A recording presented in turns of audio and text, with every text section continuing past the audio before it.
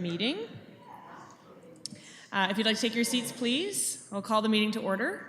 My name is Mary Rita Holland. I am the committee chair. We have Derek O'Shea, who is our committee clerk here, as well as committee members, Councillor Osanek, Councillor Schell, Councillor Stroud. I also am pleased to introduce Larry Graham, who's with us this evening, and Larry will help with some of the facilitation of this evening's meeting and discussion, and he'll go over some of the process stuff and the ground rules, essentially. So I'll turn it over to Larry at this point. Go ahead, Larry. Thank you, Chair. So welcome everyone. Thank you for attending this evening. And just to give you a sense of what this is about, the look and feel for this evening's event, the themes really are it's an information sharing evening, and this is regarding residential rental licensing. As you're aware, it's a public presentation and discussion of the comprehensive report to the Admin Policies Committee regarding, again, residential rental licensing. So this is information sharing and for a Q&A opportunity for each of you, should you like.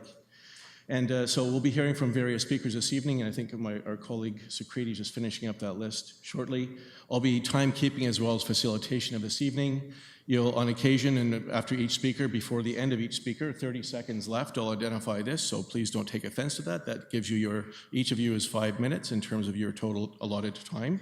So I encourage you to use that as you like, but you've got 5 minutes, and I'll put 30 seconds up.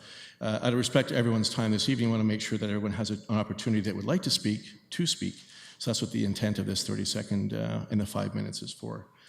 So again, this is an open forum, so there's some guidelines for participation, so please be respectful of all participants.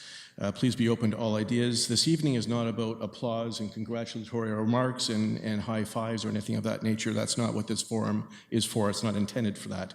So I'd ask that you respect the forum for that this evening. And also, you're not going to be hearing recommendations this evening. Again, this is a presentation of what has taken place so far, and there have been 7 public forums at least leading up to this evening. So you'll see a synthesis of that information, as well as an opportunity for you to ask questions of the colleagues from planning, building, and licensing. So also following this, if you're wondering what the next steps are after this evening, in addition to the 7 sessions that preceded this evening, including this evening's event for more public forum opportunity, on September 13th, there'll be recommendations going to the same committee, again on September 13, 5:30 p.m.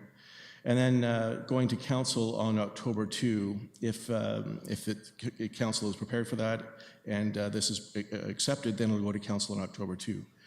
So I'll be keeping things moving this evening, and so that, again, people have an opportunity to speak should they choose to.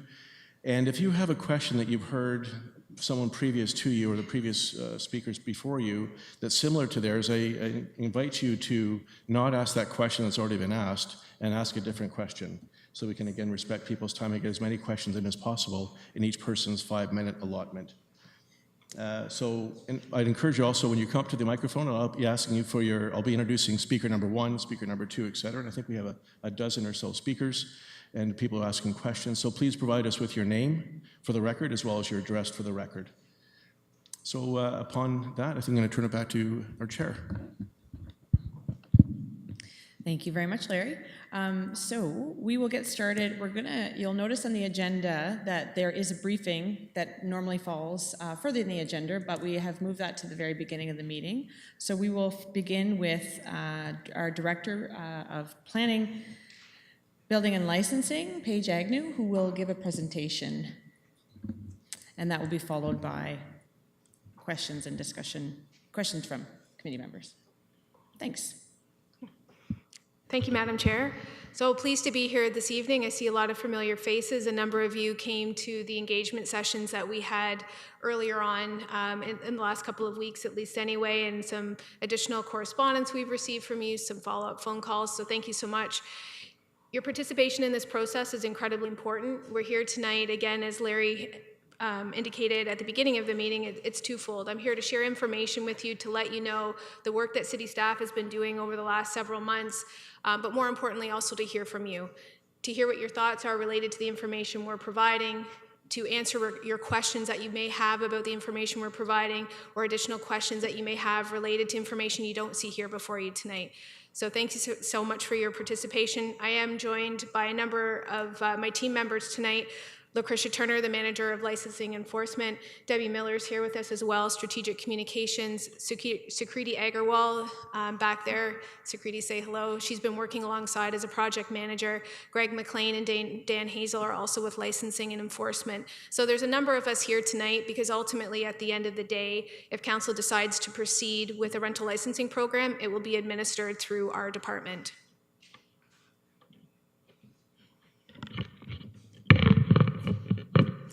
So in terms of the presentation outline, there's 3 key sections. One is really looking at me drawing an overall story for you about where we are on this project to date, where it came from in terms of the background, how the origin of the issue came up.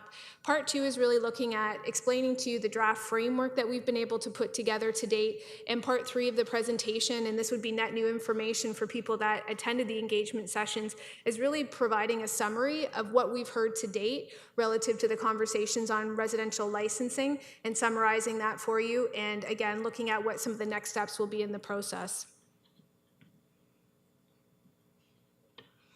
So what is residential licensing? So essentially it's a program that regulates residential rental units, but requiring that the landlords operate their properties according to certain standards.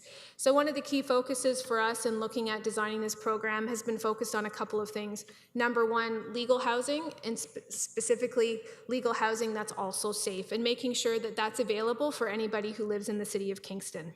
So again, looking at the 2 specific goals related to staff's work on the residential licensing program to date is looking at protecting the health and safety of persons residing in rental units in the city. And secondly, we have a goal of also building a comprehensive rental inventory stock so that we understand, in addition to what we see in the community from an ownership tenure perspective for housing, also what exists in terms of the rental stock. And this is really important for a couple of reasons, because as the group that manages the housing supply for the city and the long-term growth vision for the city of Kingston, it's really important that at any given time that we have a really good comprehensive understanding of housing supply and also of housing demand. And as it stands right now, the city doesn't have an inventory of rental housing. So we have numbers that come from our building permits, from CMHC data, but it's really not a complete picture of what's going on in terms of the rental housing industry in the city of Kingston. So the city does have a number of tools currently related to regulating housing, but there is something that the city doesn't have in particular, and that's what this slide is about. So currently at present, related to rental housing or perhaps complaints that we may receive related to rental housing, in order for us to go in to be able to inspect those units, we have to be there with owner permission. And if we don't have owner permission, we're not able to do the inspections that we require. So as part of this program, one of the key elements would be that participants of the program would have to provide their consent as part of the licensing program for the city to go in to inspect the units to determine if they are safe, if they meet the building code, and if there's any deficiencies. Again, looking at the building of the inventory, the comprehensive inventory of housing stock, and that's something that would come from this program potentially as well. And more specifically, this really builds on the work that we've been doing in the last couple of years in the enforcement portfolio, changing for one that traditionally as the city of Kingston has been very reactionary or complaint-driven, to really trying to shift to a proactive way of managing our enforcement portfolio, and this would include housing stock as well. So the impetus doesn't have to be on the tenant to be reporting potential issues with the unit, that we're able to get at it in more of a proactive fashion, working cooperatively with the landlords. So how did we get here? The city has considered residential licensing a number of times before. Most recently in 2014, there was a report that came forward that at that time staff didn't recommend a rental licensing program and the city of Kingston did not pursue one. More specifically, this issue arose again about a year ago when the city was having a conversation about the enactment of an interim control bylaw. And that was really specifically considered for the areas of Williamsville, Portsmouth, and Sydenham. So going through that work as city staff, we were listening to the complaints that we were hearing from the residents in those areas, working with the councillors that oversee those districts and trying to understand their concerns about what they were seeing relative to housing issues in their area. And as staff, what we came back with was a report that had a set of 9 recommendations related to addressing the issues that we were hearing through that conversation. And one of the 9 recommendations was for the city to reconsider the issue of rental licensing and whether or not there was another opportunity for the city to go down the road of using a program of that nature. So most of the concerns that we had heard during the interim control bylaw conversations were really focused on illegal rental units and overcrowding in those units, parking and maintenance of those units, upkeep of rental properties. So all different types of feedback came in during that conversation, and as staff, we really tried to listen to each of those issues, identify the best way to deal with them, create the 9 recommendations that we did, and we've been working on each of those in a successive format since the time that council received that report. And then specifically working on, again, the proactive property standards so that we're getting greater compliance with the bylaws that we currently have in effect. This is just an excerpt from the report, so it's 17-139. If you're interested in that report, if you Google that on the city's webpage, that report will immediately come up for you. This goes over the 9 recommendations that were put forward by staff as part of the overall interim control bylaw discussion. And we have been systematically working through them. There have been technology-based recommendations so that people had greater access to information related to building permit and planning applications going on in their neighborhood. There have been key changes to our zoning bylaws and additional master planning policy work that's going on with the city central growth strategy. So that's happening concurrently to this process as well. We've also been making a series of changes as well, continuous changes on the enforcement portfolio and looking at really data-driven decision-making on the enforcement portfolio, adding additional staff as well. So we've been systematically working through each of these recommendations to try to tackle the overall series of housing issues that we know to be true. And one of the last recommendations is, again, the reconsideration of a rental licensing program, and that's what's brought us here this evening. So there are a number of potential advantages of a residential licensing program. As part of the work that staff have been doing over the last 8 months, a lot of that has been really focused on best practice research of other municipalities. The City of Kingston, unfortunately, is not in a unique situation. The housing challenges that we're facing in Kingston are very similar to a lot of other municipalities throughout Ontario, and some other of those municipalities currently have rental licensing programs. Some have decided to pursue other approaches to dealing with their housing issues. So we've been doing a lot of work in contacting those municipalities, working with their staff, reviewing their background reports, and also looking at some of the other things that they have in place. And that's really where this list of advantages comes from. So again, there has been success that's been demonstrated in other municipalities related to addressing substandard living conditions, addressing in particular illegal units. Greater property standards enforcement has come as a result. A consistent approach based on the same standards and requirements for everybody because it's very well communicated and stipulated. Providing early awareness and allowing proactive cooperative compliance rather than an enforcement-based approach. Potential reduction of enforcement costs have been realized in some municipalities that have implemented rental licensing programs. This is applied equally to new and existing housing stock, so from a fairness perspective, that's addressed as well. And that there's additional accuracy in determining the types of dwellings and how many units there are citywide. Again, looking at that issue that I was speaking to before about the creation of a master inventory of rental housing. It's not a one-size-fits-all solution, and it's not a perfect solution. I'm here to tell you that right now after working on this for 8 months. It doesn't do everything. It's not going to come into Kingston and solve all of our problems overnight because our problems that we have related to this are very nuanced and they're complex and they're layered. So in terms of what it doesn't do, there are increased costs. So it's not something that can be implemented without there being costs, not only to the city, but to landlords potentially and tenants as well too. So that's an impact of a program of this nature.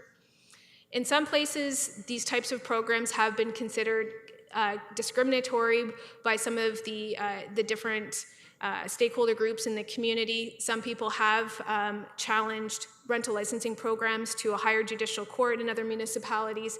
And certainly this type of program is not meant to address behavior issues. And behavior issues that were impacting neighborhoods, again, has been a frequent topic of conversation through various types of reports to City Council in the 4 years that I've been here. Most recently, the city has worked to implement a nuisance party bylaw specifically to address the behavioral issues, because that is something that a rental licensing program will not do. The Ontario Human Rights Code, this group regulates and prohibits any actions that could be determined to be discriminatory in nature based on 14 protected grounds: age, family status, marital status, receipt of public assistance, and other things.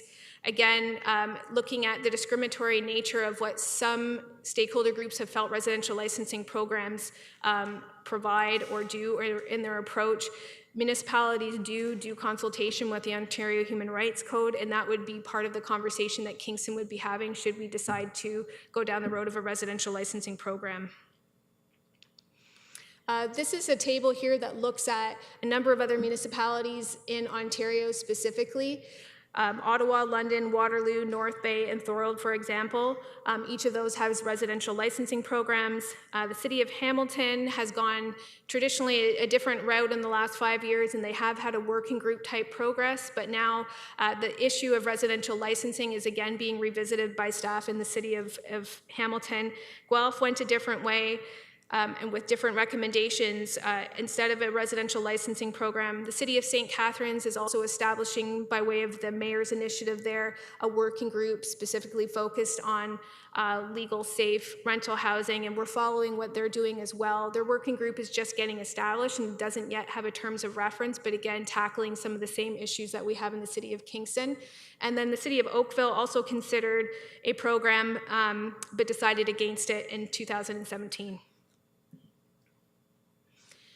Again, in terms of looking at the effectiveness in other municipalities, we want to try to make sure that a decision of this nature that our council is faced by is a decision that they can make with as much data and information as possible. So we have been in contact and working with municipalities that have implemented the programs to try to understand the effectiveness of those programs in particular. Oshawa, Waterloo, and London have been at this the longest out of the list of municipalities that I provided to you. Based on the experience of the implementation of residential licensing in these communities, what they've indicated is that there has been success, specifically addressing property standards, garbage, parking, and compliance with the zoning bylaw, fire, and building code. So they have seen positive changes as a result of the programs. They have seen with time increased levels of compliance with their programs, and they have also seen declines in the property-related bylaw complaints. We're in the process of continuing to talk with those municipalities to try and glean as much actual data as we can from them relative to those results, so that the information that we're presenting is not just anecdotal in nature, but is backed by data. Unfortunately, relative to the conversations we've had to date, the other municipalities that we've been talking to haven't been as focused on the data collection as I think that we would intend to be in the City of Kingston. So far our efforts haven't been that great in uncovering the data, but we're still continuing some of those conversations to see if there's additional data that we can glean from our municipal partners in other communities. So in terms of designing a program, staff wanted to make sure that from the onset we were setting parameters to know whether or not the program would be successful. And these are the things that we would expect to see as a part of implementing the program to know whether or not it's being effective. So we would want to see most certainly a decline over time in the number of illegal units. We would want to see a decline over time in property-based complaints, such as property standards, yards, and garbage. We would definitely want to see a reduction in neighborhood complaints related to quality of life from housing-related issues. And we would certainly be undertaking an annual evaluation of the program to measure its effectiveness and report back to council on that. So part 2 of the presentation really looks at the draft framework that we've put together for discussion tonight. Director Page, just a suggestion too, and I left this out before, so because it's a public engagement, we have set up 2 areas for speakers, and if you have any questions at this point in time, you're welcome to ask them. We don't necessarily, if you have something that's burning right now, you're welcome to ask. One of those 2 areas is this one right here, this area here for public questions. If you speak in the microphone, and the other is just in front of the gentleman with the strap around his belt, and speak in the microphone as well. So in the event you do have questions, please feel free to pose them. If you don't, there's no pressure. We're not judging. Just wanted to offer that as a public forum. So again, in putting together some thoughts to explain to you what shaped our thinking in putting together the framework, again, just reiterating that we listened to the community concerns around illegal units, overcrowding, parking maintenance, upkeep of rental properties as part of the interim control bylaw discussion. We tried to separate them based on type of complaint and really look at selecting the tool that is best positioned to address the complaint the complaints that were determined through that conversation. We looked at the broader city situation because the interim control bylaw was really focused to 3 electoral districts, not the entire city. So we wanted to see, are there issues of a similar nature that are happening elsewhere in the city outside of those 3 districts? Is this truly a citywide program? We reviewed other municipalities with respect to the type of rental housing being licensed.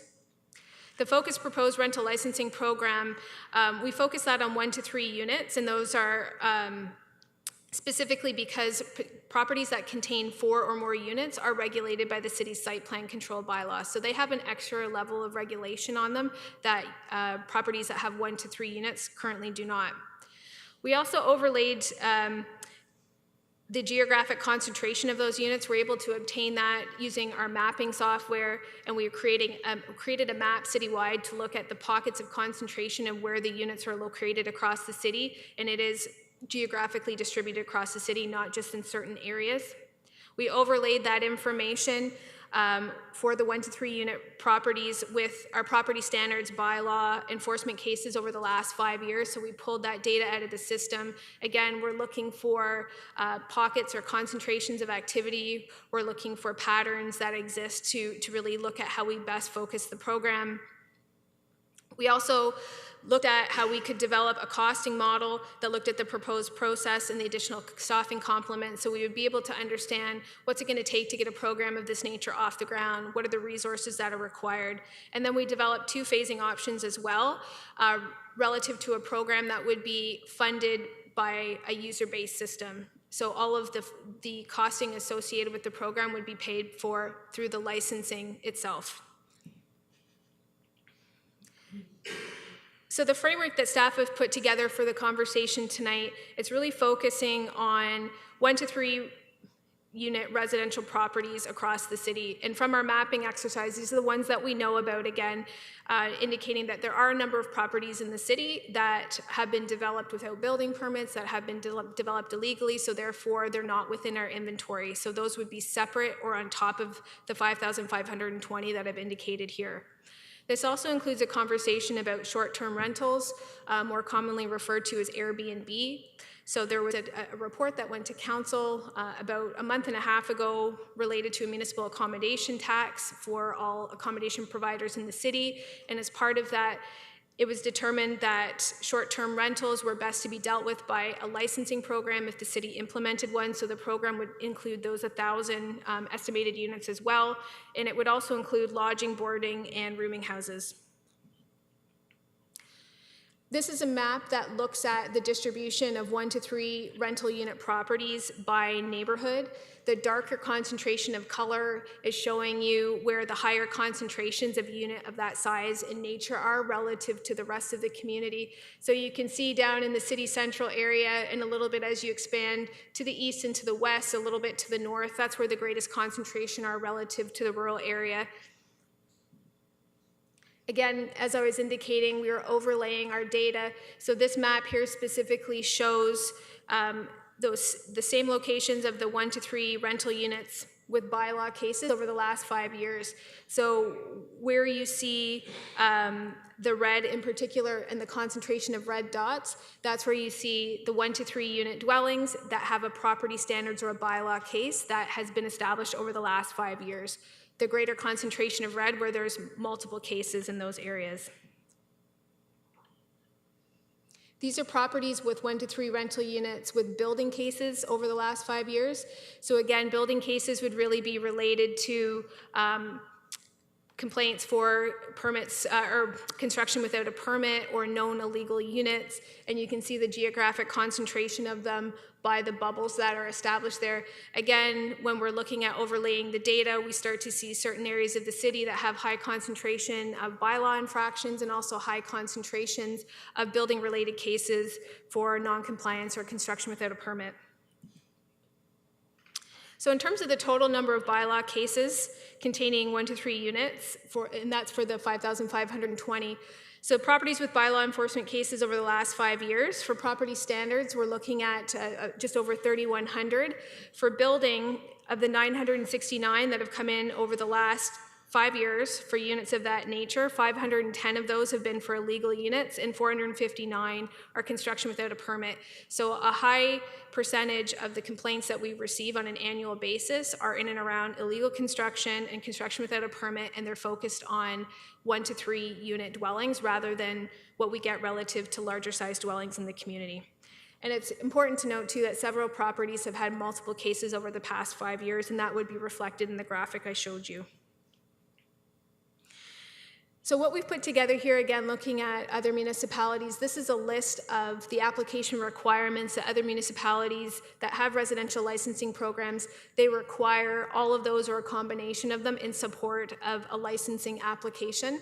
So the city, in looking at trying to put together a program that was most reasonable and really gave us the information that's most critical to determine if the units are safe and if they're legal. From our perspective, again, we looked at that list and we really tried to take our pencils to that list and really look at, do we need this? Is this critical related to being able to determine the legal safety of the unit? And what we did is we took that major list from other municipalities and we shortened it quite a bit to what you see before you in terms of the requested information that would need to append a licensing application if the program goes forward. It's important to note, again, as I indicated at the beginning of the presentation, as well as reviewing the documentation that you see here, we would be required to go in and do an actual inspection of the unit to make sure that all applicable law has been or is in compliance with related to that property. So again, we're looking at fire code and we're looking at building code in particular.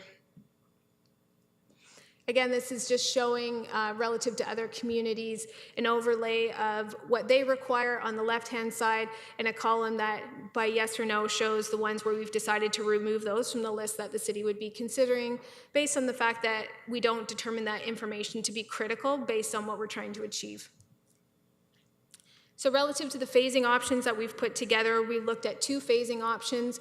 One would be a 3-year phase-in rolled out citywide over a 3-year period with renewal every 3 years. And a second option would be a 5-year phase-in rolled out citywide over a 5-year period with renewal every 5 years. And again, I just want to emphasize this would be for all rental units that are 1 to 3 units in size.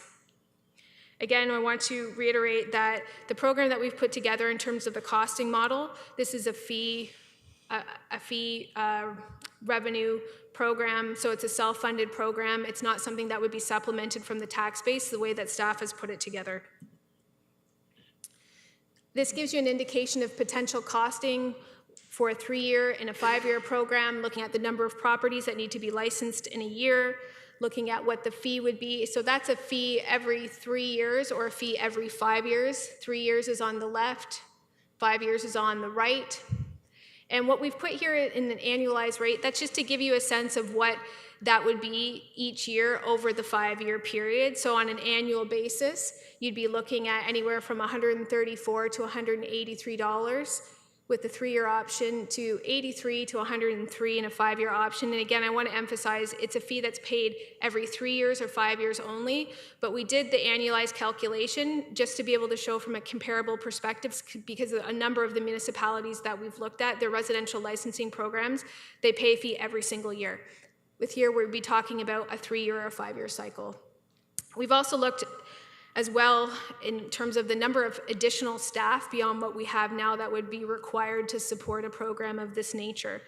So at 8.5 relative to the 3-year option and 5.2, and what you see at the bottom there is the total annual cost associated with implementing a program over a 3 and a 5-year basis. Again, just to what I was speaking to, for comparative sake, looking at the annualized fee comparison of other municipalities that have implemented a residential licensing program relative to others, the City of Kingston is actually quite modest in the fees that we'd be introducing. And again, it's not meant to be a profit-driven model. It's one that's just doing cost recovery. We've also, in terms of some of the conversations, there's been a lot of concern that's been raised about what's the impact going to be to the average rent in municipalities. So we were able to gather this information relative to the municipalities, some municipalities that have implemented the programs versus others that haven't, and looking at what the increases have been since the time that residential licensing has been implemented and looking at the percent change. What we've been able to determine thus far, and we are still reviewing data, is that there hasn't been a significant difference that's been found relative to the rent increases in communities that have residential licensing versus not. But again, we're still doing data mining on that piece in particular.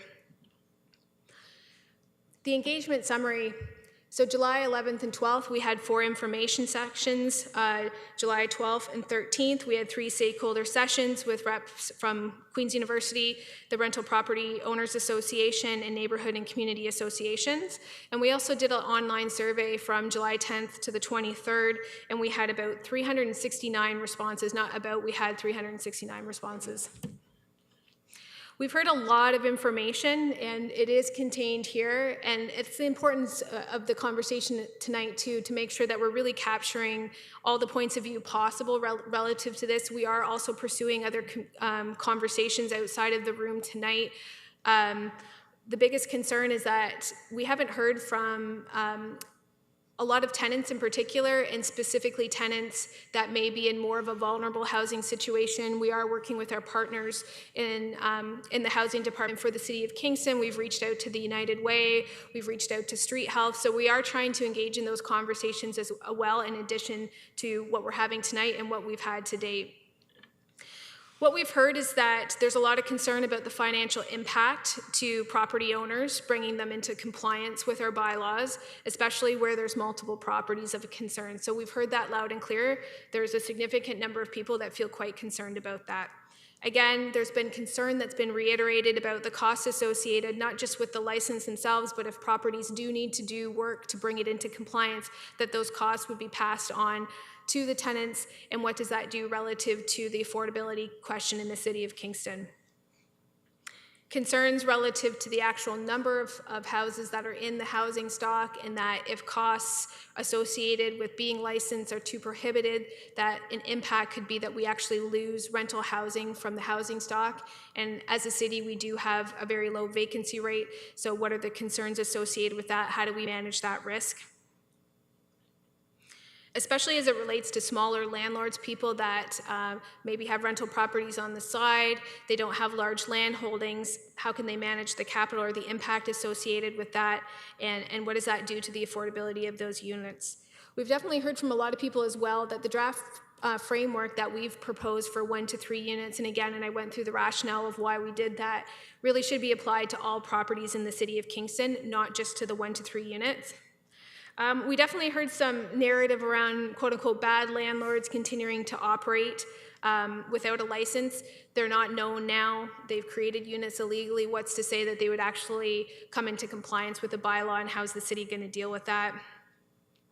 We've heard that collaboration is something that a number of the landlord association representatives are very interested in.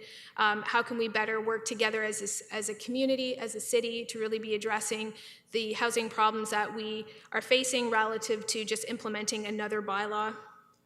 Concern that the city isn't doing enough to implement the existing bylaws that we have, and how are we dealing with that, and should we be not doing that first relative to a conversation about another program?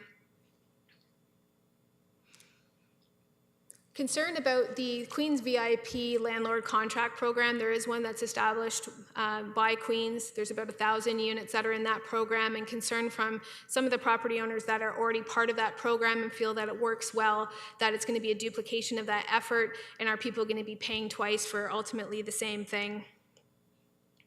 And we've also heard, most importantly, from a lot of people, I think there's a common understanding that people feel, whether they're a tenant or a property owner, that everybody in the city of Kingston deserves to live in housing that's safe and legal. It's just a matter of how do we get there as a city. So that is a common value. I believe that's shared by everyone.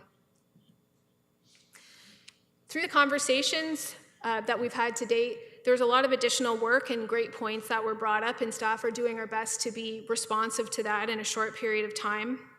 Again, concerned that we were really not accurately capturing a wide variety of views or perspectives on the matter, that we were hearing mostly from property owners, not very much from tenants, not very much from vulnerable people in the community that might be impacted by this. We are encouraged to develop a costing model that considers a licensing program for all units citywide, and we have done that work. Again, focusing on the quantitative data from other municipalities, and I've already touched on that in the presentation. Collecting more information on rents from other municipalities, and I have touched on that. We are still continuing to do that work. And again, there's been a great recommendation in around the establishment of a community task force or a working group that has collective responsibility for the creation of a community-based action plan for safe and legal housing, and where the opportunities exist to follow the model that's been adopted by the City of Hamilton and St. Catharines, for example, and is there opportunity to explore that in the City of Kingston as well. The information that's presented here is relative to the costing model that we've developed, looking at all rental units in the City of Kingston, again, looking at a 3 versus a 5-year phase-in, the relative costs associated with that. I just want to draw your attention to the bottom part of the table. The most significant changes that you're going to see there, again, the annual cost is quite significant. The additional staff required to implement a citywide program is something I do want to draw your attention to, whereas with the 1 to 3 unit, we're looking at 5 FTE or 8.5 FTE. We're now looking at 13.3 or 8.2. So there are some additional staff that would be required beyond what we showed you in the 1 to 3 unit to be able to implement something citywide for all types of rental units.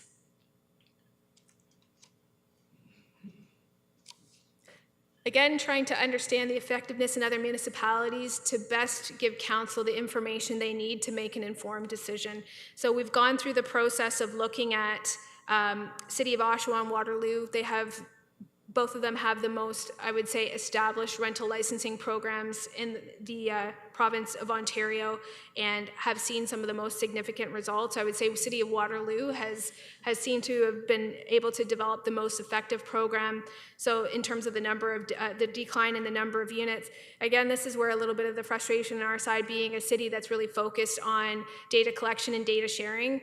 We haven't been able to get a lot of actual data from other municipalities relative to the decline. They've definitely acknowledged that they have seen decline in the number of rental units, but not actual numbers that I can share with you at this point in time.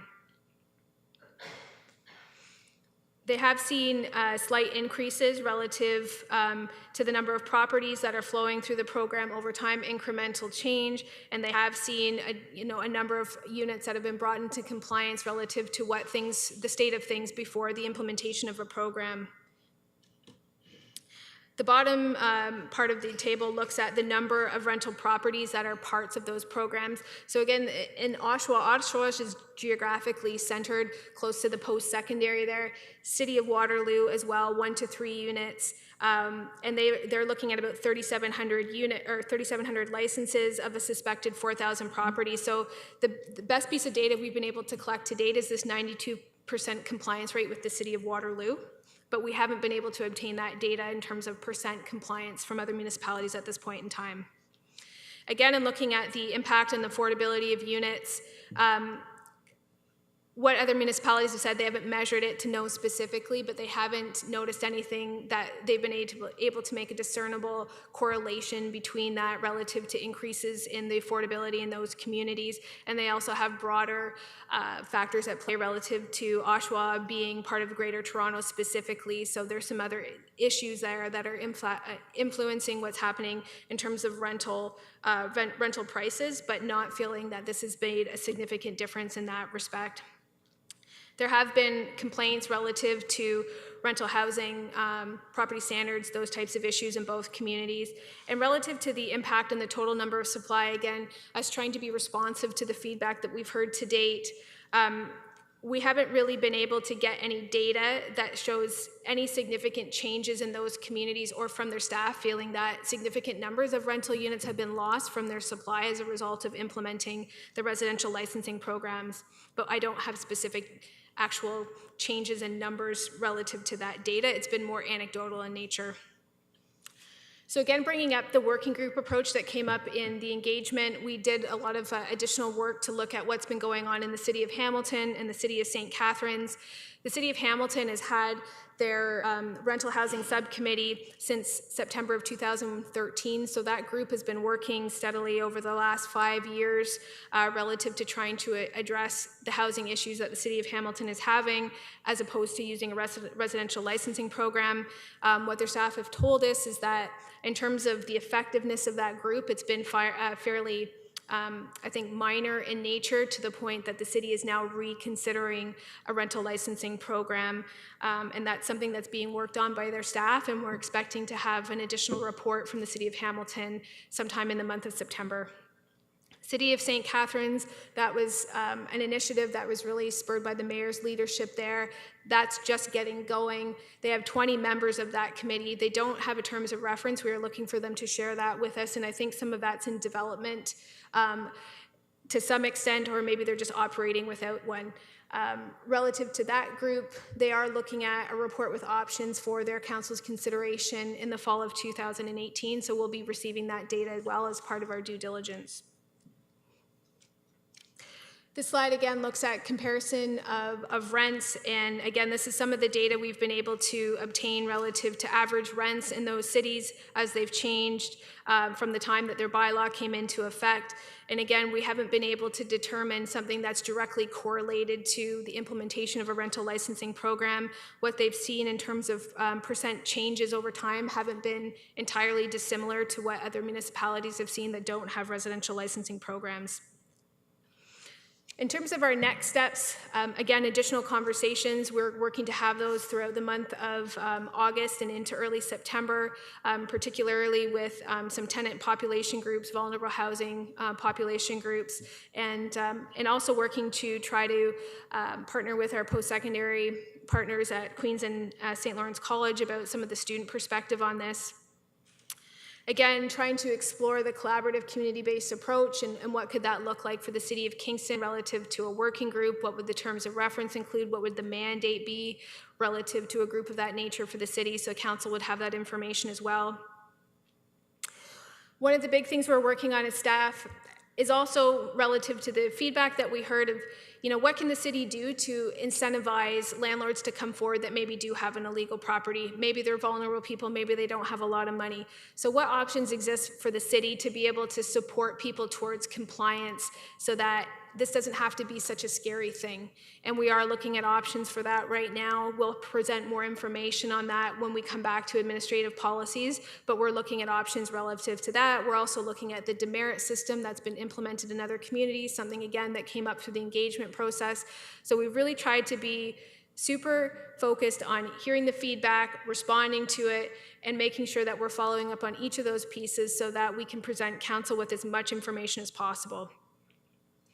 We will be coming back to the Administrative Policies Committee for their next meeting in September. That will be September 13th. It'll be a forum just like this, opportunity again to hear and provide feedback as part of that discussion.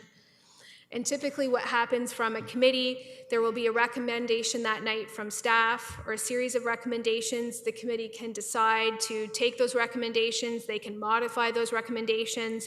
If they're feeling there's work that staff has missed, they can defer a decision on that. So if there is a decision that's made that night by the committee, it gets pulled forward to City Council, and that would go on October 2nd, and it's actually City Council as a whole that will make a final decision related to a residential licensing program in the city. That just concludes my briefing, but we're here for the rest of the time to take questions at the chair's direction. Excellent, thank you. Ms. Agnew. So we're going to start with questions from committee members. I would like to remind committee members we're going to have further discussion during the report section. So if you could just consider the fact that we would like to hear from the public and keep your questions as brief as possible, that would be excellent. Any questions from committee? Councillor Stroud? I'm going to ask about something that I've asked about before and that we've discussed at council before, that's in the report and also in some of the correspondence from that you see in the addendum from the interested parties regarding the vacancy rate. So we've been a lot of discussion when we saw that the vacancy rate, as determined by the method that we have available, going from, I think it was 2.6% to 0.7%. In the last two iterations. And I was wondering if the director could clarify a little bit about what that 0.7% represents and what it doesn't represent. Ms. Agnew? You and through you, Madam Chair, happy to explain that to the best of my ability. So what is produced by CMHC, and that's the 0.7% that has been widely communicated through media and other means of communication, is that information is specifically related to rental housing in the city that is 4 units or greater. That's all that's measured by CMHC. They actually don't have the ability to dive down and understand the 1 to 3 unit size or type of rental housing in the city. So the 0.7% is reflective of the 4 or more. It's not something that actually looks at all the rental housing by type throughout the city of Kingston, if that makes sense. So as a follow-up, I think that you were talking about in your briefing about the 5,000 and something units and then the suspected non-compliant units that would probably turn up. That's all outside of the 0.7%. And do we have any numbers about the vacancy rate in that subset? Thank you, and through you, Madam Chair, we don't. And that's something that we're trying to pursue further conversations with data on that and looking at what comes from the impact data and the building permit data.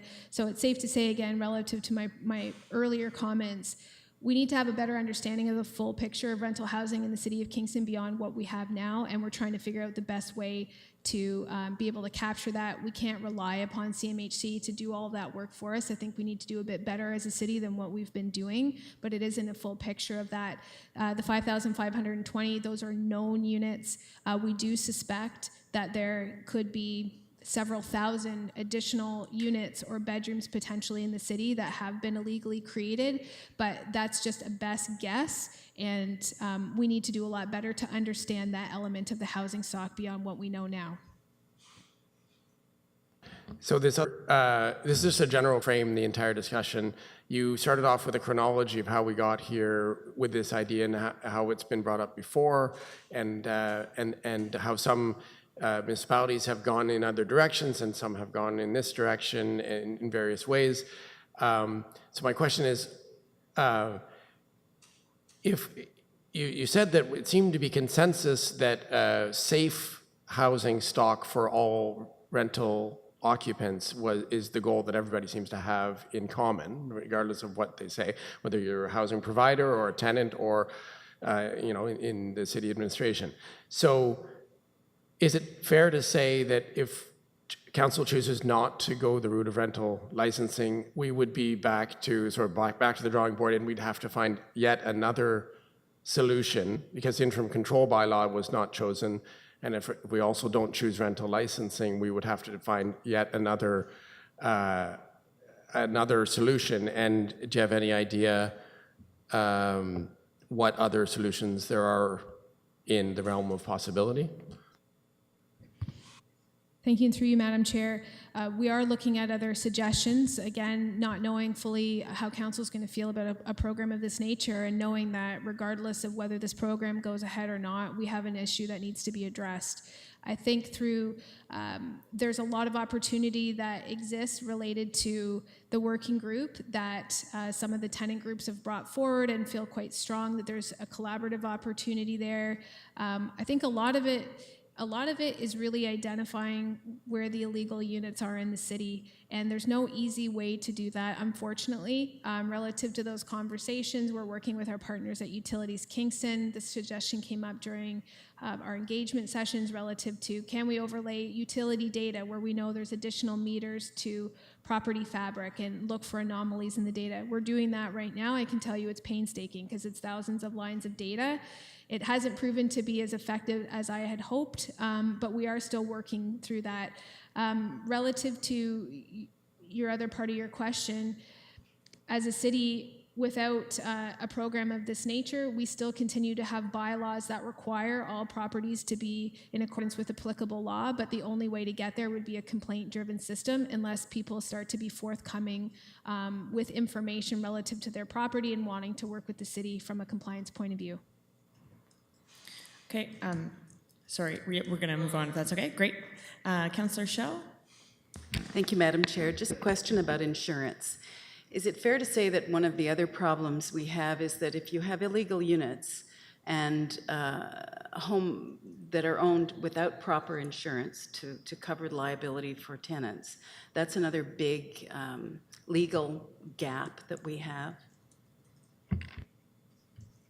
I think it definitely has been identified as a concern. As part of a residential licensing program that we've put together, one of the requirements would be the valid insurance certificate so that we have the verification that units do have the appropriate insurance that has been sought for them by the property owner. But I think definitely it is a concern, and people that in particular own older properties may have difficulty obtaining that relative to the work that may be required to bring the property into compliance. So I would say it certainly is a concern.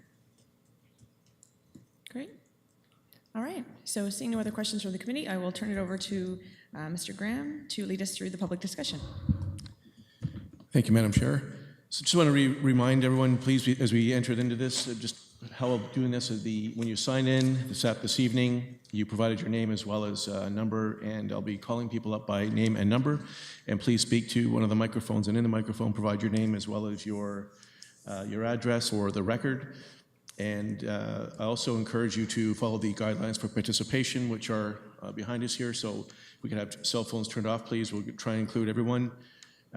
Allow people to interrupt without or speak without interruption, and the opportunity to speak for those who would like to. And change process during a session only by group decision, if necessary. Adhere to the established process and time frame, which will be, so there's 5 minutes per person. That means if there's a rejoinder or discussion within that 5 minutes or 2 or 3 questions, that's totally fine. And respectfully, I will show this sign once one of my colleagues identifies that we've got 30 seconds left, just so you know, out of respect to you. And also, we'd be asking you to be respectful of all participants and that cheering or applause would not be appropriate for this evening. Thanks very much. So, having said that, I would like to call upon Charlie Cooney, please, to take whichever microphone you wish. Please introduce yourself by name as well as your address for the record, and your question, please. So, Charlie Cooney, over, so no questions, and to Fran Cooney, please, if you'd like to take one of the microphones. Thank you. To Karen Pragratis, I hope I pronounced that correctly, Karen. My apologies if I have not. To one of the microphones, please, and your question.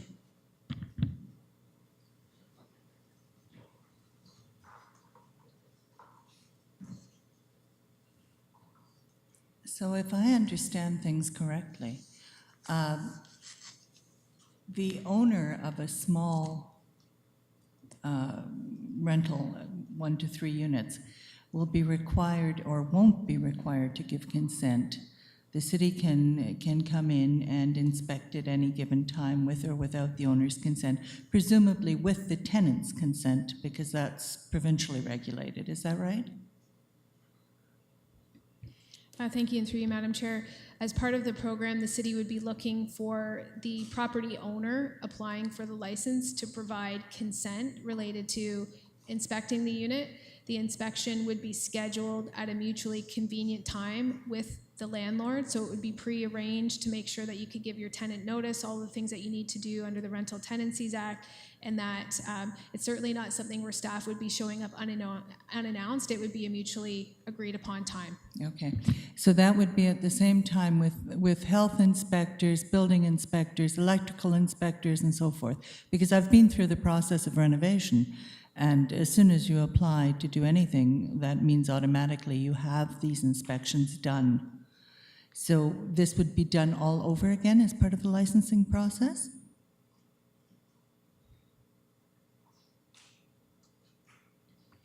Thank you, and through you, Madam Chair. So as part of the residential licensing program, the inspection would be done by a property standards officer. If there were items related to concerns about building code compliance, fire code, they would have the ability to bring in those subject matter specialists to assist, but the initial inspection would be done by property standards specifically. Okay, so if it's an older building and the building code was, I don't know, let's take a silly example of the outlet being 6 inches above the floor. And 10 years ago that was fine, and now I believe it has to be 12 inches above the floor, whatever it is. Will that now be grandfathered, or will that become an issue to be redressed? Thank you, and through you, I'll try my best to answer this question. Our Chief Building Official, Lisa Kapener-Hunt, is also closely working on this project with us. She just couldn't be with us this evening. So as it relates to the building code, depending on the time of construction, there's different things that apply. So the only technical agency that I'm aware of that has retrofit powers is the fire code. So if there are things relative to your unit that were created in compliance at a time when the building code was different, you're not going to be required to change anything as a result of the residential licensing. As long as it was legally created in the first place, there would be a grandfathering, as I understand it. Okay. Now, in the case of a situation where the tenants are causing damage, where the tenants are throwing their garbage in the backyard, so on and so on, whose problem does that become? Does the city then take it upon themselves, or the inspector, to say, all right, this needs to be cleaned up, and it then becomes the responsibility of the owner?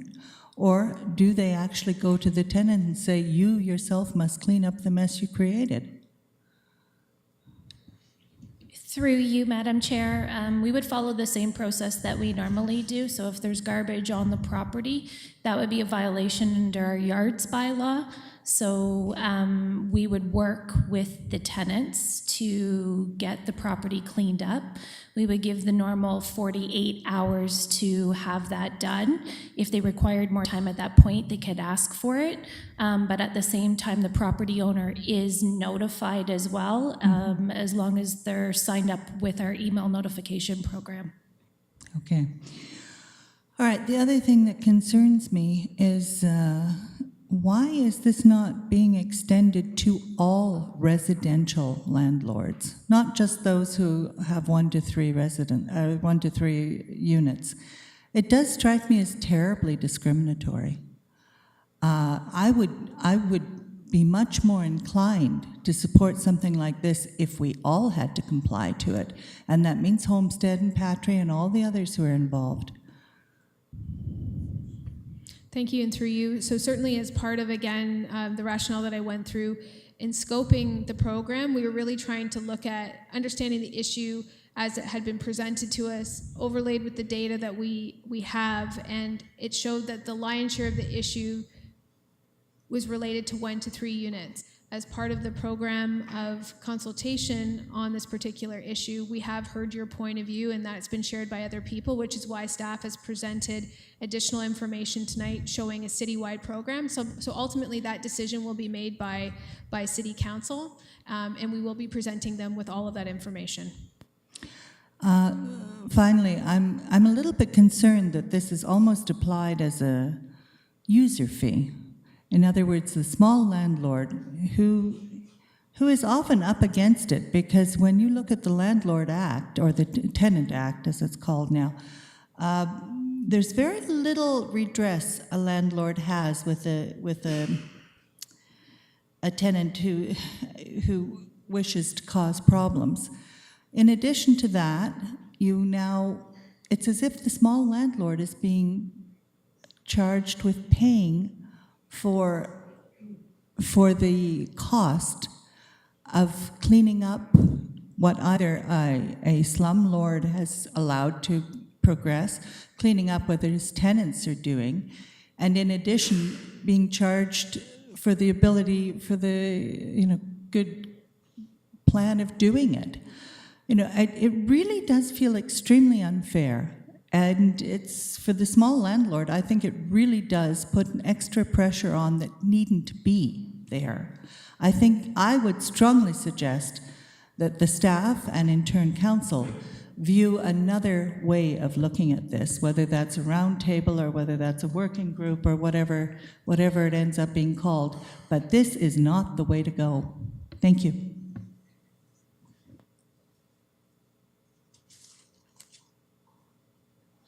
Thank you to our speaker, and I'll leave it to, we will defer to the director and her colleagues and suggest that please come up to ask your questions, ask your sequence of questions, and if the director and her colleagues choose to answer in sequence or one after the other, they will certainly choose that. If they choose to respond to your questions at the conclusion of all your questions, then they still have that choice. So we'll leave it to the director and her team and her colleagues to respond, but please do ask all your questions, and you may have a response after one or the other in sequence, or you may have responses at the conclusion of all of your questions, again with a 5-minute theme in mind.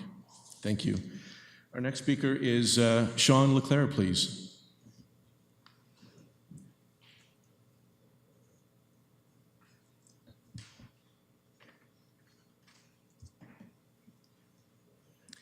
Thank you for the opportunity to speak here tonight, and thank you to staff and council for all their hard work on this really important topic. I come here today as the president and representative of the Kingston Rental Property Owners Association, and I will reiterate our position or thoughts on this topic, and then maybe add a couple of comments, and then my colleague from our association will add a little bit more. So we, as the staff have indicated, had an opportunity to meet and have a more intimate conversation about this topic. At that meeting on July 13th, we read into that meeting, and I'll just review for everyone in the room. So the following comments were submitted at the meeting held for KRPOA at the Kingston July 13th meeting.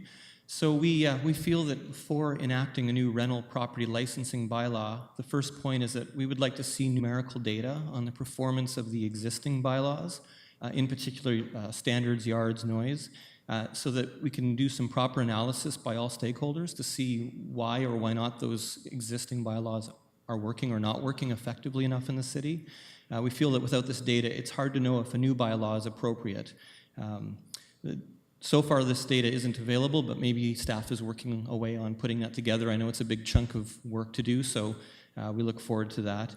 The second item, and this one I speak a little bit more personally, I sit on the board for home-based housing, and I'm very intimately aware of the housing crisis that we have, especially on the affordable side in Kingston. It's our feeling that the effect of rental licensing on affordable housing, both in terms of increased cost and reduced rental inventory, should be carefully examined. And should include input from all stakeholders dealing with the current housing crisis. It should be noted that currently there are more than 1,000 people on a waiting list for affordable housing in Kingston, and that increasing costs in whatever way, accidentally, side effect, not going to be a good news story for that segment of the housing population and service providers. Third item here is that the fall election should be underway before licensing is decided upon. We feel the topic is far too important to the general public that those running for office should have an opportunity to let the public know where they stand on the issue before voters go to the polls. So we feel this shouldn't happen before the fall election takes place. It should be maybe possibly an election issue. If landlord licensing or rental property licensing does come into effect, to reiterate the previous person here, imposing licensing requirements only on landlords with 1 to 3 units does seem unfair and discriminates economically against smaller operators. All landlords should be licensed equally, just as all treatment for tenants is required equally by the Human Rights Code. Small operators have more limited means, and if we put more pressure on them, it may eliminate some of them, and that leaves the big players in charge of the whole industry. That has not worked out well in many other segments of society and life. So we're concerned about that.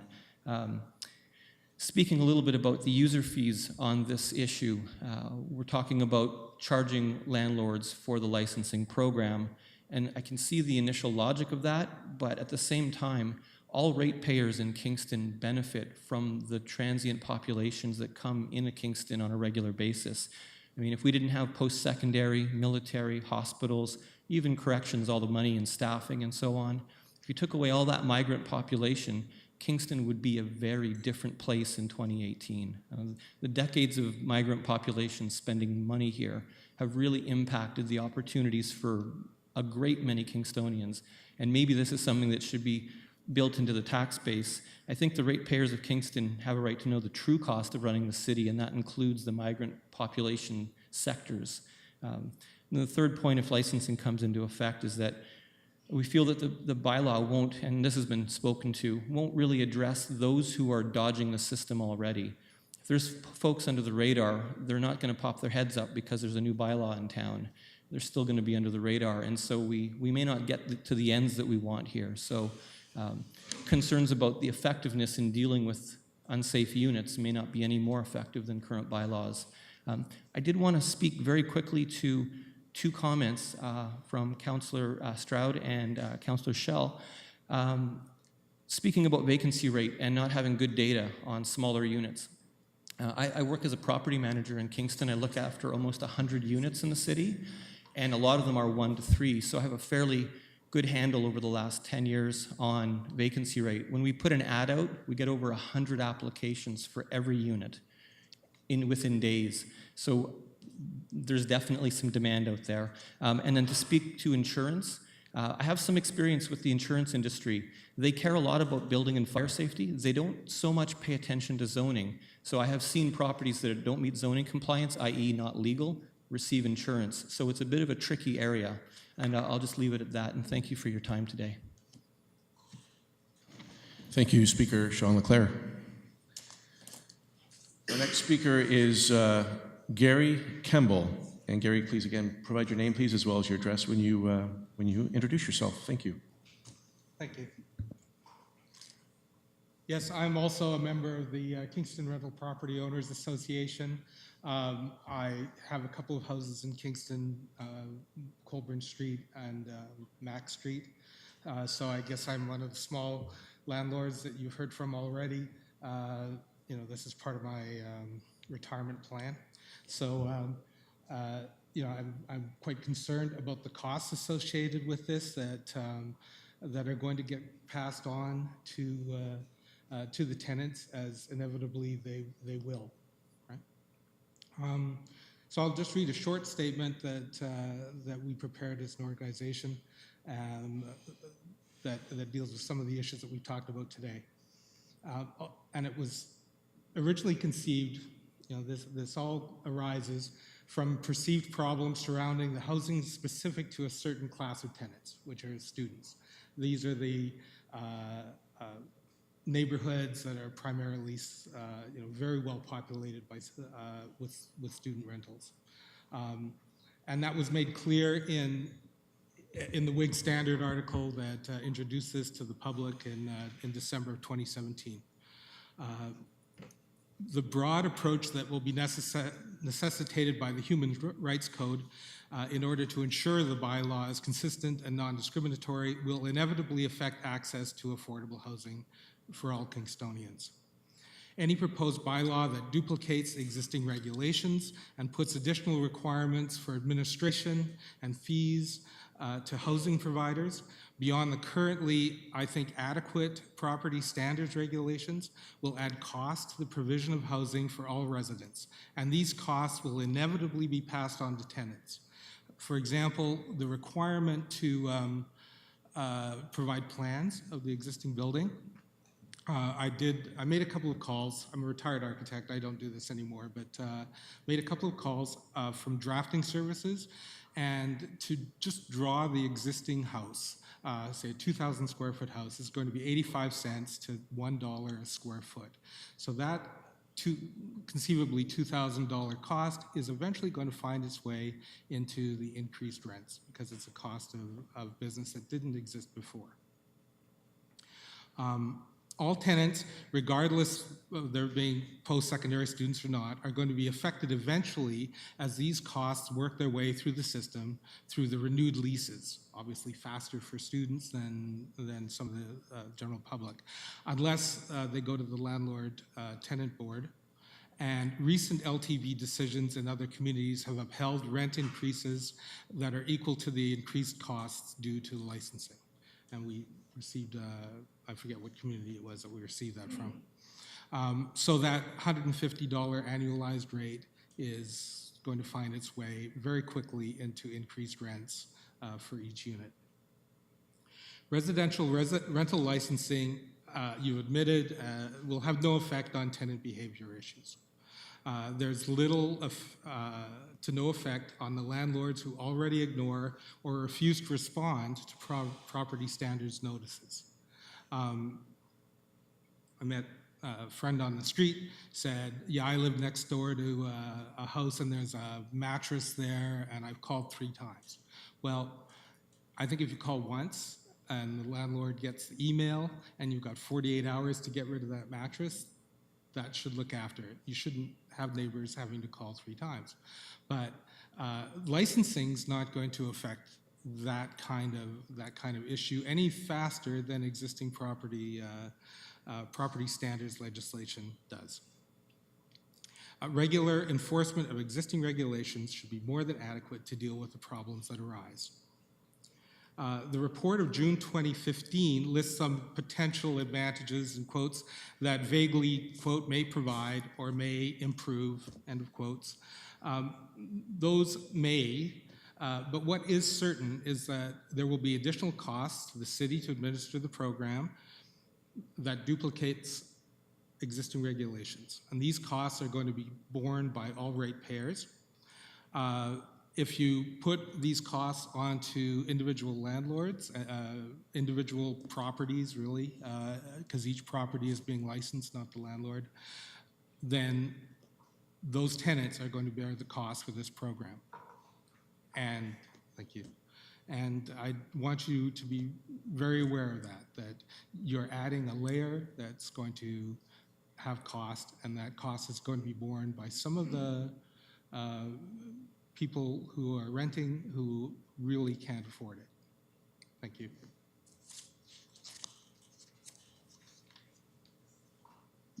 Thank you, Speaker Gamble. To the Director, although the last 2 speakers have had more statements than questions, if there's anything that you or your team members would like to respond to. To the next speaker would be Trina Garrison, please, and introduce yourself again, if I may, by name as well as your address, please, for the record. Thank you.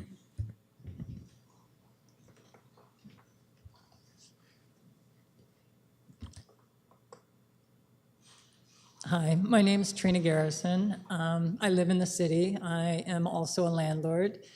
And I guess my sense in everything that I've read and followed and tried to be up to date with is that I'd like the committee, in conjunction with staff, to maybe consider that sometimes you can do, you can't do everything well. And so when I listen to this, I mean, I think the volume that we're at, just in terms of paperwork and what's been studied so far and the recommendations and the material that's been gathered, is a testament in itself to the fact that this is just way too big. I'd much rather see consideration be given to carving out what the most important issues are, prioritizing them, and then tackling them, and then figuring out at the end of it all what sort of method. Maybe you'll find the different method other than licensing might be what's best for a certain specific topic. But it's almost like the bomb went off when you sit and listen to the presentation tonight. We're talking about licensing to deal with bylaws, illegal units, parking. It's just kind of like, where's the list end? And so at the end of the day, I am not convinced at all from everything that I've read and followed in this issue that licensing will achieve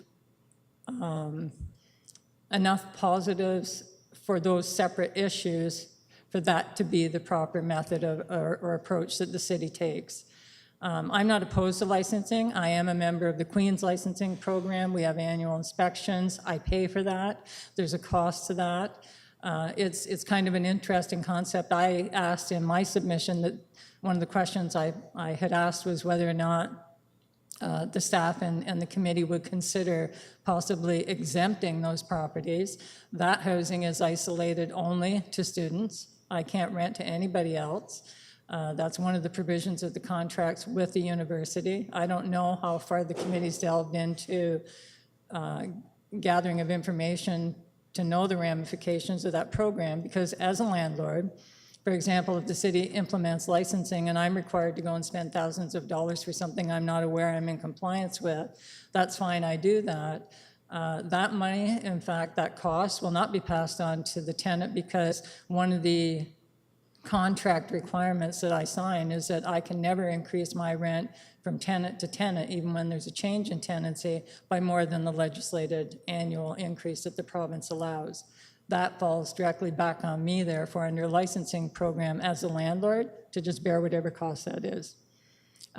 Maybe I can afford that, maybe I can, and again, what does that do to the housing stock?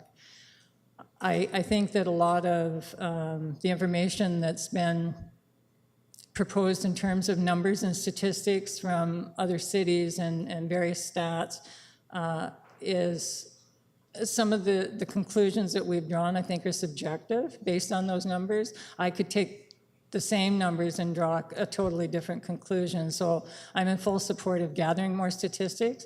I think that from a statistical survey of the housing stock in Kingston, if that's really important, that the city doesn't have to necessarily use licensing as a measure to try to achieve that. There's always been other government bodies that try to give us numbers to the best of their ability. We're even relying on some of them in this study process.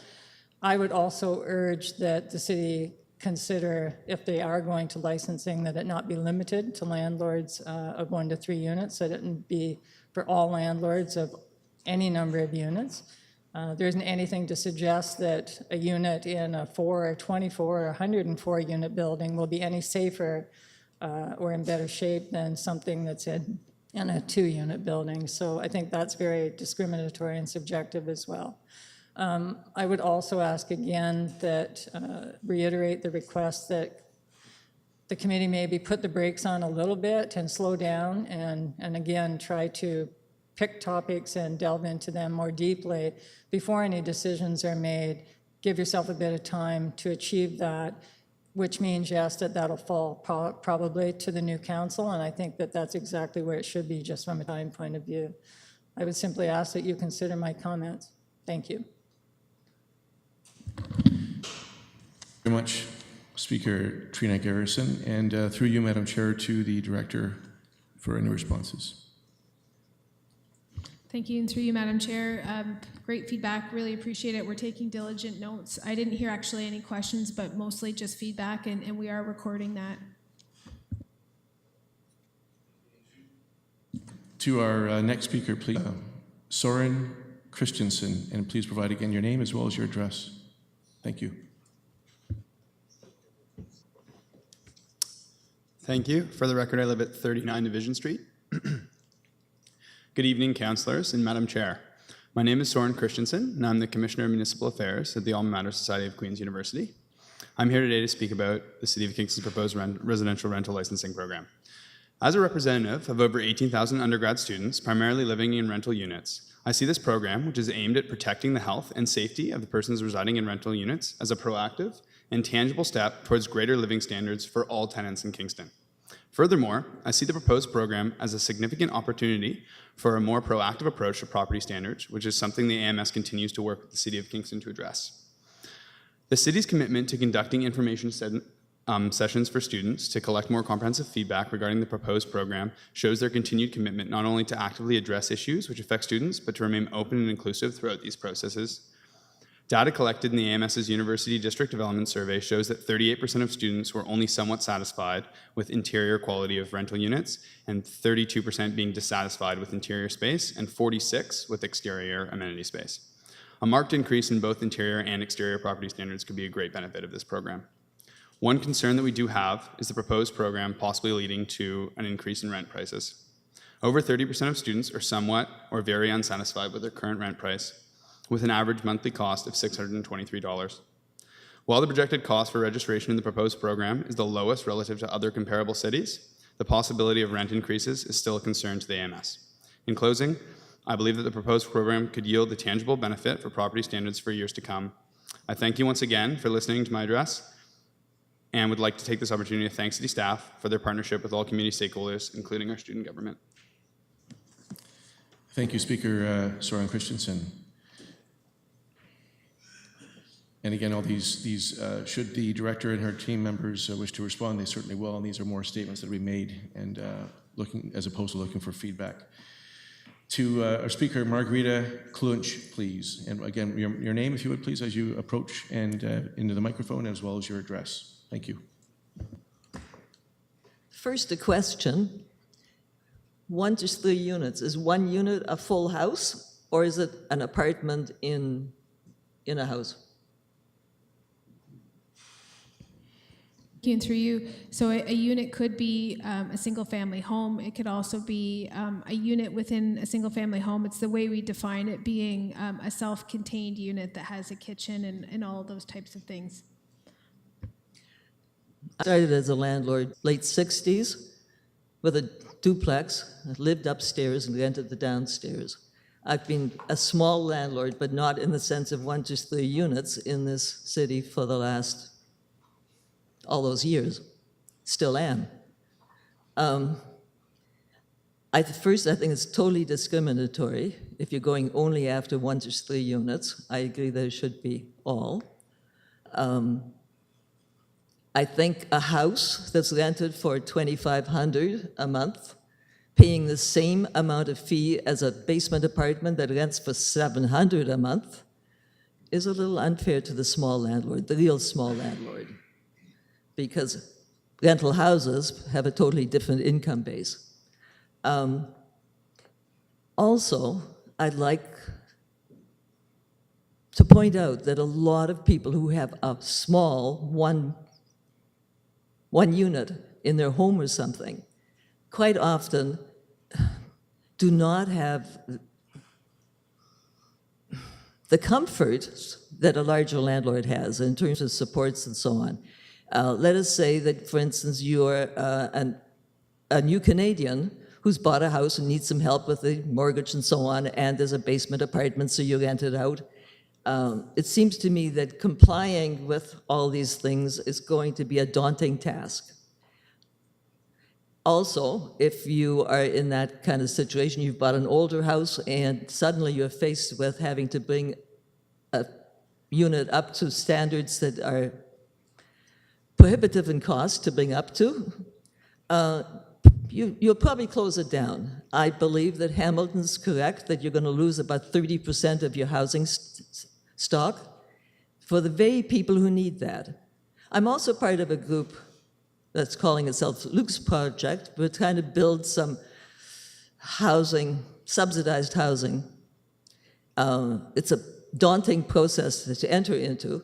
We're told that a 1-bedroom unit is going to cost us at least $200,000 to build. And here the city's thinking of perhaps removing 30% of its lower cost base housing.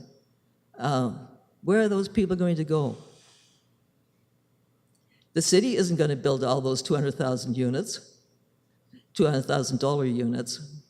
I think the very vulnerable people are going to be the ones most affected, and the most vulnerable landlords are the ones who are going to say, I can't deal with this, I'm out of here. I think your 1-unit houses are a totally different market, and that's where many of your problems are. And I think you should deal with them and go towards an incentive program so that landlords want to come forward and be licensed because there are advantages to it, instead of taking a stick and beating everybody else over their head. Thank you. Speaker Klunch, if you choose you're invited Sorry, to. one more. I totally agree with Patricia Strike's submission. Speaker Klunch, and you're also able to choose to provide your address if you so choose.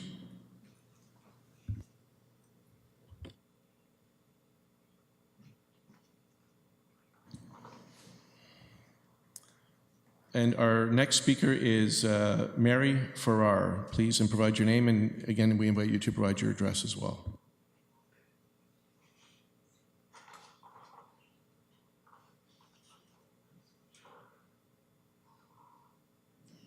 Thank you. Okay, so my name is Mary Farrar, and I live at 1 Plus Darm, Unit 83. And I am president of Community Association, the Friends of Kingston Inner Harbor, where we have many rental properties. And full disclosure, 2 of my children live in Kingston and have rental properties as well. So a couple of things that have been mentioned already, and I won't take a long time. One is the discriminatory thing again.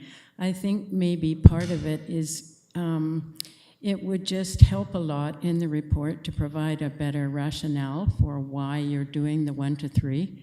I think it's really wonderful to try and get a handle on the rental housing, and I'm hearing positive comments actually about the hopes that, you know, the horrible landlords will actually somehow in the long run be ferreted out through this. But I think I'm hearing from not my children really, but from other people in the neighborhood that they feel that it's not fair, that the big developers are getting away with it and they're being unfairly targeted, and this seems to be a general impression. So I think if you could explain why the, you know, over 4 units are the way they are, and how their regulations differ, or what's the same and what's different, and the same thing with a one house or a, you know, a small apartment, just to make it a little more intelligible to people, the rationale for it. And the second comment is there's a lot of stuff in there about, you know, treating things the same. And it begs the question of whether grandfathering will actually be the case or not, or whether the city is sort of thinking about changing the regulations so that people with older houses will have to be fire compliant to today's standards. And I don't think, I mean, you have said today that grandfathering, you know, will continue, but I don't know that it's explicitly stated in the report, and so it just begs the question and makes some people feel a little uncomfortable about it. So that's all I have to say, but anyway, thank you very much. And thank you so much. This mountain of work that you're doing, it really is daunting. Thank you, Speaker Mary Farrar, through you, Madam Chair, to Director, if you should so choose. Thank you, and through you. So certainly, Mary, thank you for your comments. Heard your feedback related to feeling like it wasn't super clear related to the rationale that's been developed for the 1 to 3. Again, just to reiterate what I tried to explain in the presentation, and perhaps I wasn't very clear. We've been trying to focus on scoping the program, again, building off the previous commenters' comments about the scale and the breadth of this, and that it's thousands of units. We are a pretty big city, so trying to focus our efforts on tackling the issues as we understanding it and get to the root of the issues. So based on our review of all of the information that we have relative to the complaints and the areas where we know there to be issues based on, again, the building permit data, the property standards, the bylaw data, we actually have very few, if any, complaints about concerns related to illegal housing or substandard housing in larger size rental units. So it's not to say that it doesn't exist, but from our experience in the data that we've collected, we're not hearing stories about that. So it's definitely not about trying to provide any type of competitive advantage or letting larger developers off the hook. We're really trying to focus the program and where we understand the problem to be. So certainly as part of this process, if there are concerns related to properties that have 4 units or more, that are substandard, that potentially have illegal units that have been created, it's really important that the community come together and have an honest conversation about that, because the data that we have doesn't reflect that, but it could just be because a conversation's not happening. Yeah, but I mean, the thing is, I agree where you're coming from, and I think, you know, it makes sense. It's just that the way it's presented, I don't think makes sense to a lot of readers who are just coming from the outside. And it would just be to explain the, you know, I know you do say you're getting complaints there, but somehow to just give a better reason why the bigger buildings are not, I think it would help, that's all.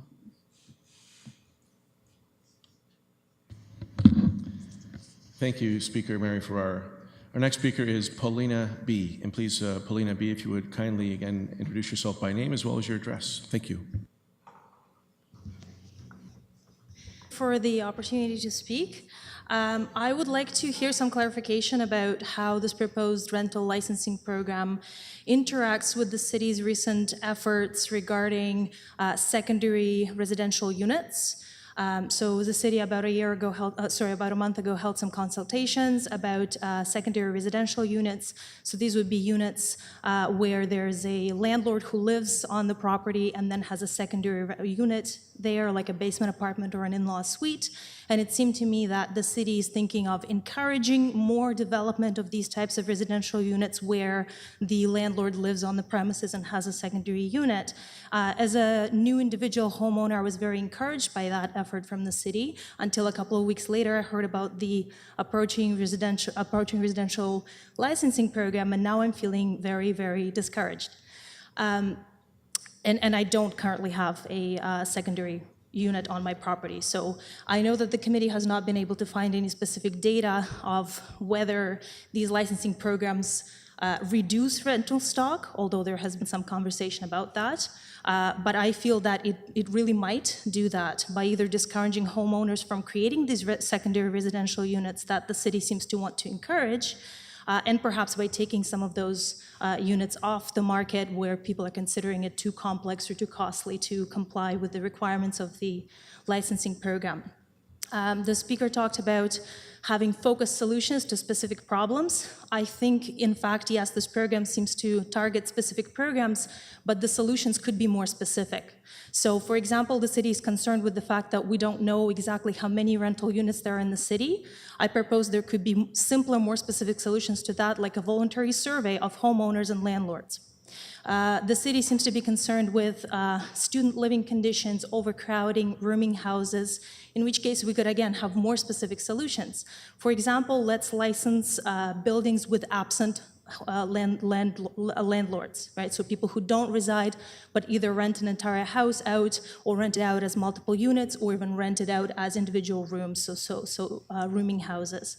If the city is aiming to increase residential stock and specifically thinking of increasing the stock of secondary residential units where the landlord lives on the property, I would suggest that those landlords should then be excluded from a licensing program. Otherwise, it seems to me that the city is, number one, penalizing these individual homeowners who are not large-scale operators in any way, and secondary, potentially reducing the rental stock in the city by discouraging those individual homeowners from creating these secondary units that the city seems to want to create. I actually have a question. So my question is, how does the committee think of those two programs interacting and whether the committee sees them as contradictory, the encouragement of secondary residential units versus the rental licensing program? Through you, Madam Chair. So the city, you're correct in that the city is undertaking an amendment to its zoning bylaws to broaden second unit permissions throughout the city. As part of establishing a second unit, a homeowner would first require a building permit for it to be able to be established. So since it's going to be a newly established unit which complies with the building code and fire code, it's just going to be an additional step in getting the license. It's not that you would have to bring a second unit into compliance because that would have already been reviewed through the building permit process of creating the second unit in the first place. I would suggest, though, that the city currently probably has a large number of existing illegal secondary residential units, and the city seemed to be considering allowing these secondary residential units in more areas of the city. So do you think that those might then result in having those units come off the market? So those units that are currently existing illegally, they would still have to go through the building permit process to legalize them. Even if there's no construction happening? That's my understanding, and yep.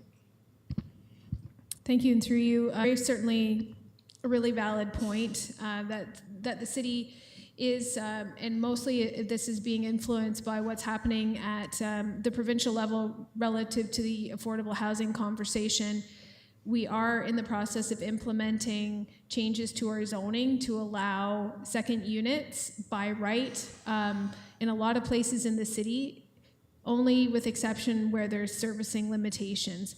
So we are encouraging that. Typically, the experience has been in order to have that second unit, people needed to go through a rezoning process. So the city is taking away that requirement by putting broader permissions in the zoning, and that work is going on right now, and we'll be bringing that forward in the next couple of months. So you are correct about that. Relative to what we think is going to come on the second units, and that people can put them in with a building permit only, whereas before they had to rezone it and then get the building permit, that we're going to see a lot of additional units entering the market, which I think can help to increase the housing stock. So that's definitely a positive thing that will result from the changes to the zoning. Sorry.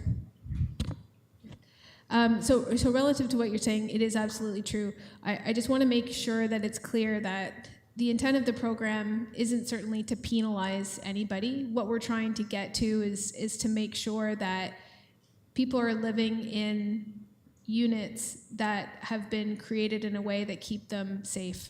And at the end of the day, there's different opinions and different ideas that have been presented here today and as part of our conversations about the best way to achieve that outcome. And certainly staff is listening to the comments relative to not only the type of units that would apply, but some of the comments relative to the cost associated with licensing different size of units and how we can look at something that is most fair and equitable based on the fact that a larger unit with say 8 bedrooms in it and the type of rent that would come from that versus a 1-bedroom apartment. There are different types of financial situations for the landlord, and therefore there's some limitations. So we are documenting all this information, and thank you for your feedback. Thank you for answering my question. It does seem to me, though, to summarize my comments, that the city, regarding the secondary residential units, the city seems to be replacing one requirement with another. So taking away a zoning requirement by adding a licensing requirement, and I'm not sure that's conducive to what the city is trying to do with trying to increase the number of those units in the city. Thank you. Thank you for your speaker, Polina B.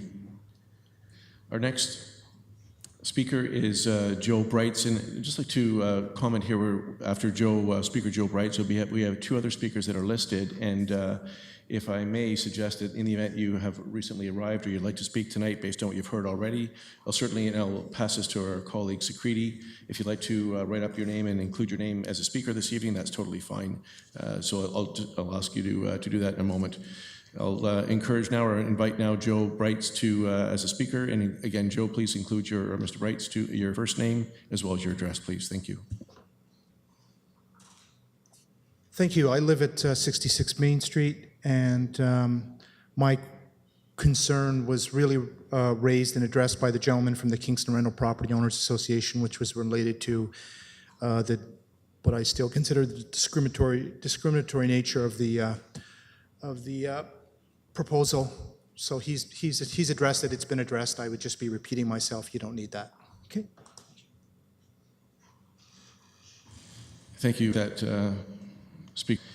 And there are 2 other speakers. My apologies. I believe one is Speaker Paul Martin, and encourage you, Paul Martin, to speak and include your name as well as your address, please. Thank you.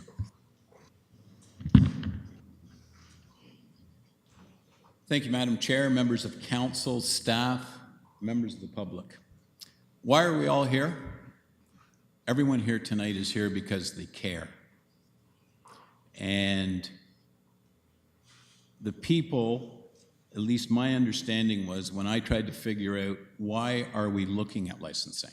Well, council directed staff to look at it because there were some issues with regard to garbage left out around the Queens area, as well as parties that went on around the Queens area. And if you really looked at it, my understanding, and Paige, if you don't mind responding when I'm done here, is there's a very small few, or very few violators, and we already have property standards in place that can deal with those kinds of issues. If we're looking at illegal units, this is something that the fire department can do. They can go in and do inspections on any house or any apartment in the city. And they're the ones that are much more knowledgeable about the fire code than bylaw enforcement officers, not to belittle them, but these fire inspectors, that's their job. They do that every day. I guess I look at the costs that are going to be associated with trying to implement this particular type of program. And yes, it may not cost the taxpayers any more money, but it is going to cost the residents of our community more money, because we've got to fund yet another type of, I guess, policing program. And I believe we have lots of policing programs in place between your bylaw enforcement department and property standards, as well as your fire department. And as was mentioned earlier, the illegal units, I don't think they're going to come and go, hey, we want to get a license, we're illegal. I think they're going to try to stay underneath the radar. And in particular, and I'm not a landlord that has 1 or 2 units, I have multifamily, and I know at this point they're not looking at it, and it makes it a little bit easier for me to control my tenants, because I can afford to have a superintendent live in the building and make sure that people are behaving themselves. If you've got 1 or 2 units, and as was mentioned earlier, if you're a landlord that lives out of town and you've rented to 5 or 6 students, and on St. Patrick's Day they decide to have the party at their house, and they're up on the veranda on the roof partying away, it is difficult to get in touch with that landlord. There's no question about it. But at the same time, I don't believe that you should penalize all of the really good landlords, and there's an awful lot of them here in the city of Kingston. I know you know that, over a very few. The other thing that happens is the landlord-tenant board, if a tenant feels as if they are living in a substandard environment, or an illegal unit, or there's something that isn't right, they've got another process to go to, where as landlords, I'll tell you, it is really critical that we do follow the law, because if we don't, we're in a lot of trouble. So I guess I look at it and say, there's a lot of these safeguards already in place.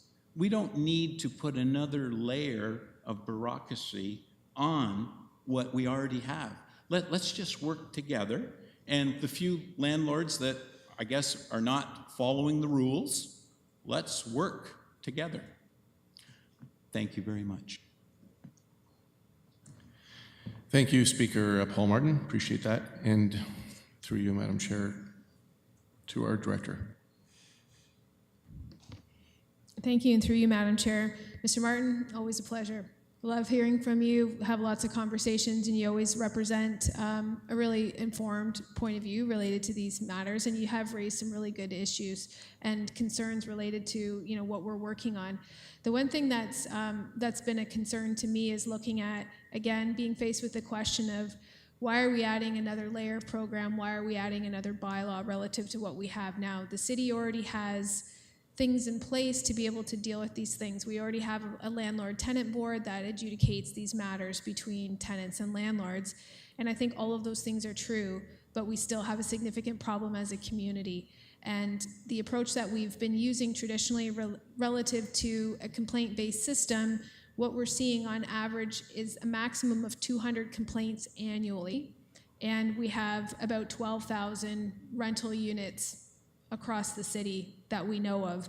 So if we're getting at it at a rate of 200 a year, and I'm not saying there's a problem with all of the issues, I think that system is proven to be ineffective, and that we do have people that are living in substandard conditions, and we're trying to figure out the best way to do that. The enforcement numbers I think in terms of our efforts over the last couple of years relative to that piece, and we have seen some positive change relative to the proactive property standards program and enforcement strategy that we've put into place. But what does remain is the concern about the illegal units that do exist in the city and the best way to get them. And again, at the end of the day, what the city is trying to ensure is that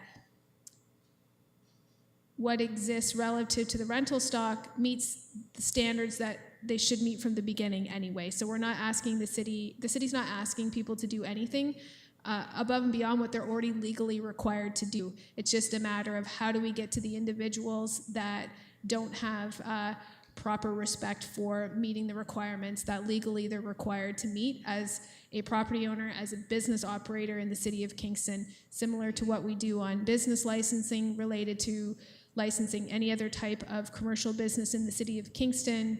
Rental properties are another form of business. So how do we effectively get to making sure that everybody is doing a good job and running their property in, in a respectful way that meets all of the applicable laws? So I do appreciate what you're saying.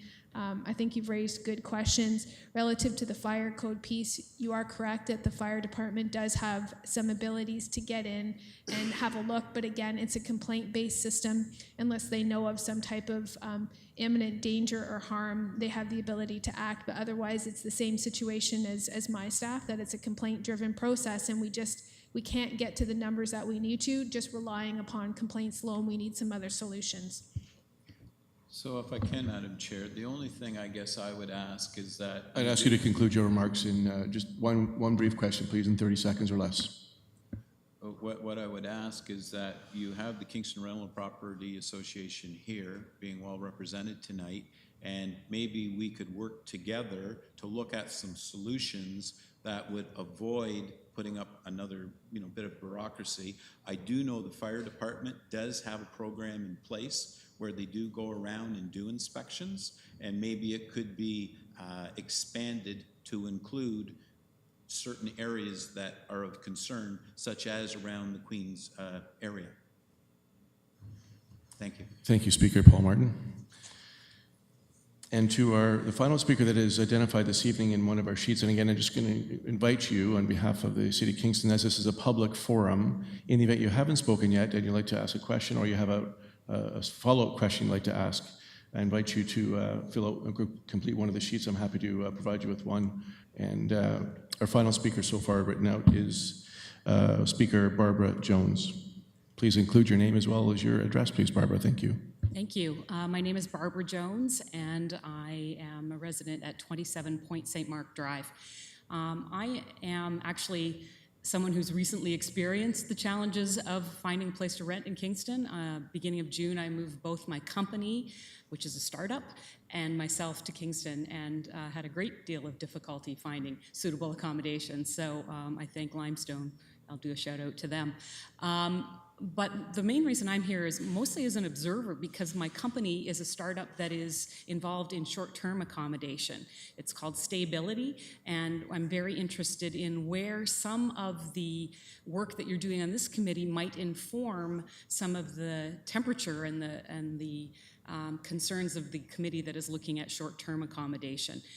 Stability is about shared interest and shared roof. Don't want to make this into a complete plug, but appreciate that what we're working on is a little bit different than the flavor of other short-term accommodation, in that we may have people that are visiting scholars, we may have people that are co-op students looking for not just an overnight, but a 3-month stay. So where I am interested in the outcome of this organization or this particular committee is very much the definition of what is a longer term stay. If we have hosts, landlords that are interested possibly in renting out their accommodation specifically to that type of a target group that might just be here for a shorter term, that 3-month period, that visiting scholar, that they're not limited or restricted by what is the definition of a longer term stay. They might do it for 6 months of the year with a 9-month break between the time that they might accept folks into their home, and it really is more about their home. So my question to you then is, where do you see the definition of that continuous rental versus someone that might do it for 6 months of the year, and how does that layer into what you're working on? Not necessarily looking for answers, but asking for that consideration. Thank you. Thank you, Speaker. Barbara Jones, through you, Madam Chair, to our Director.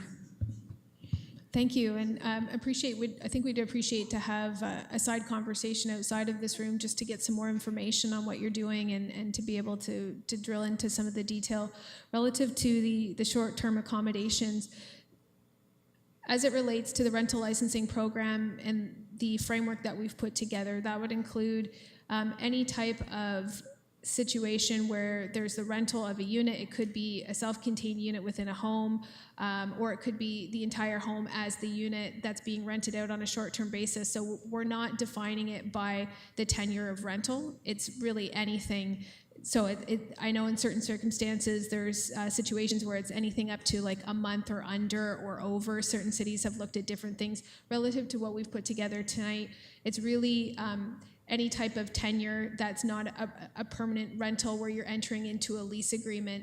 And the reason that has been included, again, from a fairness perspective, and also looking at the fact that we want to make sure that even if people are staying here on a short-term basis, they're staying in safe legal housing. So how can we ensure that properties that are being rent out or rental units that are being rent out, even if it's on a short-term basis, still meet all the applicable code that full-time rentals do to the community. So those are the two considerations, but definitely happy to exchange information and have a conversation further to the meeting tonight.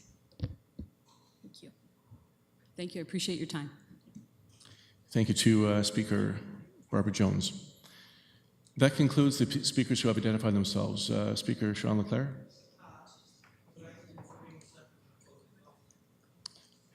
Yes, please, to the microphone. Thank you.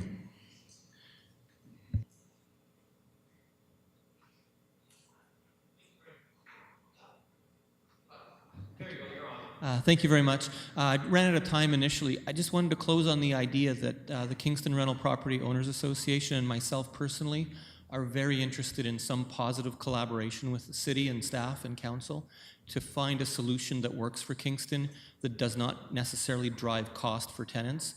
And just wanted to close on that positive note with regards to our perspective on this whole issue, and that anything that we can do to work effectively with staff to come up with solutions that make it a success in Kingston, we're all for that. I want that to be a positive message sent out and on the record. Thank you. Thank you, Speaker Sean Leclerc.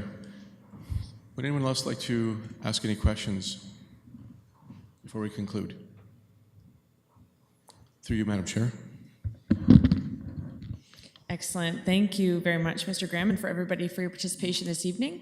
We're going to continue with the agenda. The public meeting portion is now closed. So feel free to leave if you like or stay for the discussion of the report. And I would like, with the consent of the committee, to have a 2 to 5 minute recess while am I seeing consent in the committee? Just to have a quick little break before we get started again. Thank you very much. Yeah. Okay, welcome back, everybody. All right, so we're going to continue with the agenda. So this means that at this point, we need to call the meeting to order. Can I have a mover, please? Moved by Councillor Stanek, seconded by Councillor Stroud. Thank you very much. All those in favor? Excellent. Carries. Next, we need an approval of the agenda for our committee meeting. Thank you, Councillor Stanek, and seconded by Councillor Schell. All those in favor? Carries. Thank you. Okay. We also need to confirm our minutes from the last... It's a special meeting. So we don't. Okay, excellent. So not to worry about that. Next, any disclosures of potential pecuniary interest? Seeing none. We had a delegation, although after speaking with our delegation, both members have already spoken and do not wish to provide a delegation. Anything further? So we'll move on from that.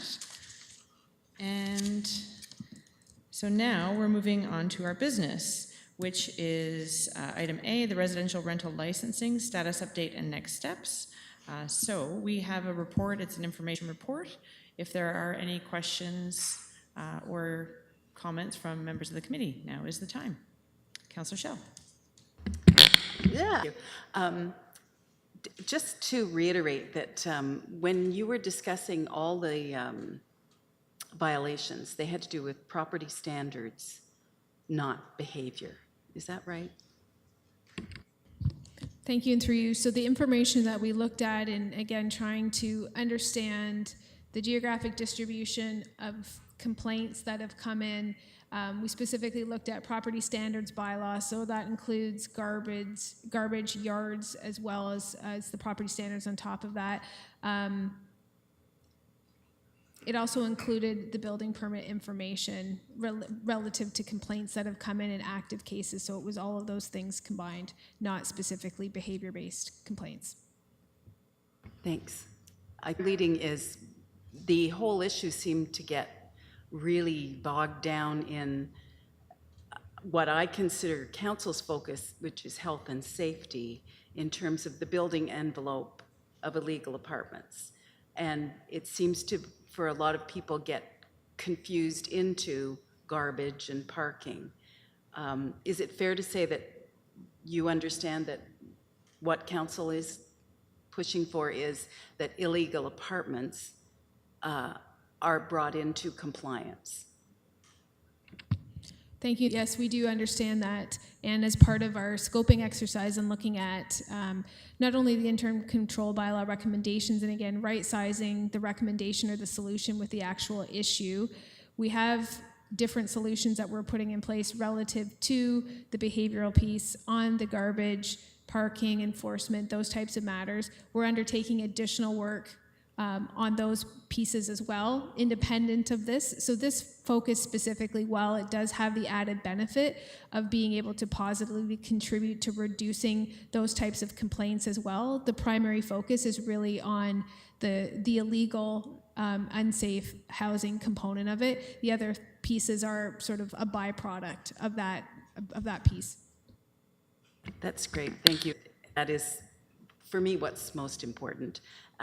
Being a counselor where people will phone me to say, somebody's working in the house next door, and I know they shouldn't be allowed to have that work happening and people living there, and then property standards comes, and yes, they've got little tiny windows, and they have the ability to rent to 6 students, but they don't have permission unless the house is compliant. And certainly the problem right now is people are just doing it, and they have little tiny basement windows that are completely unsafe, and unless a neighbor complains to me or to you, staff don't know about it, and that's such a huge issue. I'm having just been through Uber and insurance. One of the things that I find surprising is that the insurance industry doesn't seem to be more excited about this, because it would seem if somebody's got an illegal 1-bedroom apartment in their house and there's a fire, the insurance company probably has an ability to not cover you. Like you're got an illegal unit in your place, so too bad that you've had a fire. You've misrepresented, what we're insuring. But I take it you don't have a lot of activity coming from the insurance company around this whole project? Through you, Madam Chair, those aren't conversations that we've been pursuing. Certainly we can reach out to some insurance companies to get some feedback, but it's definitely a perspective that we have not heard to date, but happy to do some more work on that. Councillor Stanek? Thank you, Madam Chair. About illegal apartments, if there is a landlord that's flying under the radar and renting out an illegal apartment and is brought to the attention of city staff, what type of fine, like in a ballpark, are they looking at? Through you, Madam Chair, the normal process that we would undertake is we would send a property standards officer out to do the initial inspection. And if there were violations, simple violations that could be fixed under the property standards bylaw, we would do that. We would write an order. Otherwise, the case would revert back to building. First and foremost, we always try to get compliance. If something happens that we can't get compliance and we've gone through every mechanism we can, then we turn that over to our legal department. And those fines could vary under the Municipal Act and the Building Code.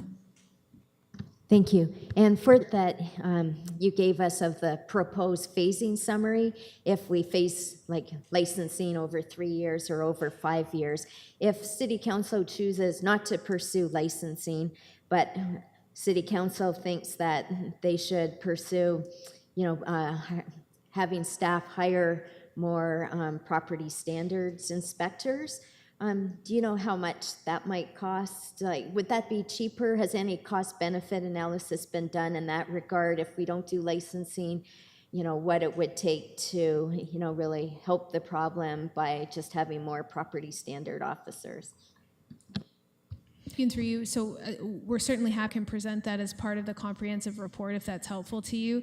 Relative to a typical property standards officer, if I'm thinking off the top of my head with what they would be relative to salary and benefits, you're probably looking at $75,000 to $80,000 a year with those two pieces combined. That would give you a ballpark of those numbers and what that would be relative to however many property standards officers you're talking about. But certainly the suggestion has been made that that may be a better investment of money on behalf of the municipality in increasing our complement of enforcement officers as opposed to looking at a program. And we're happy to make sure that's in the comprehensive report.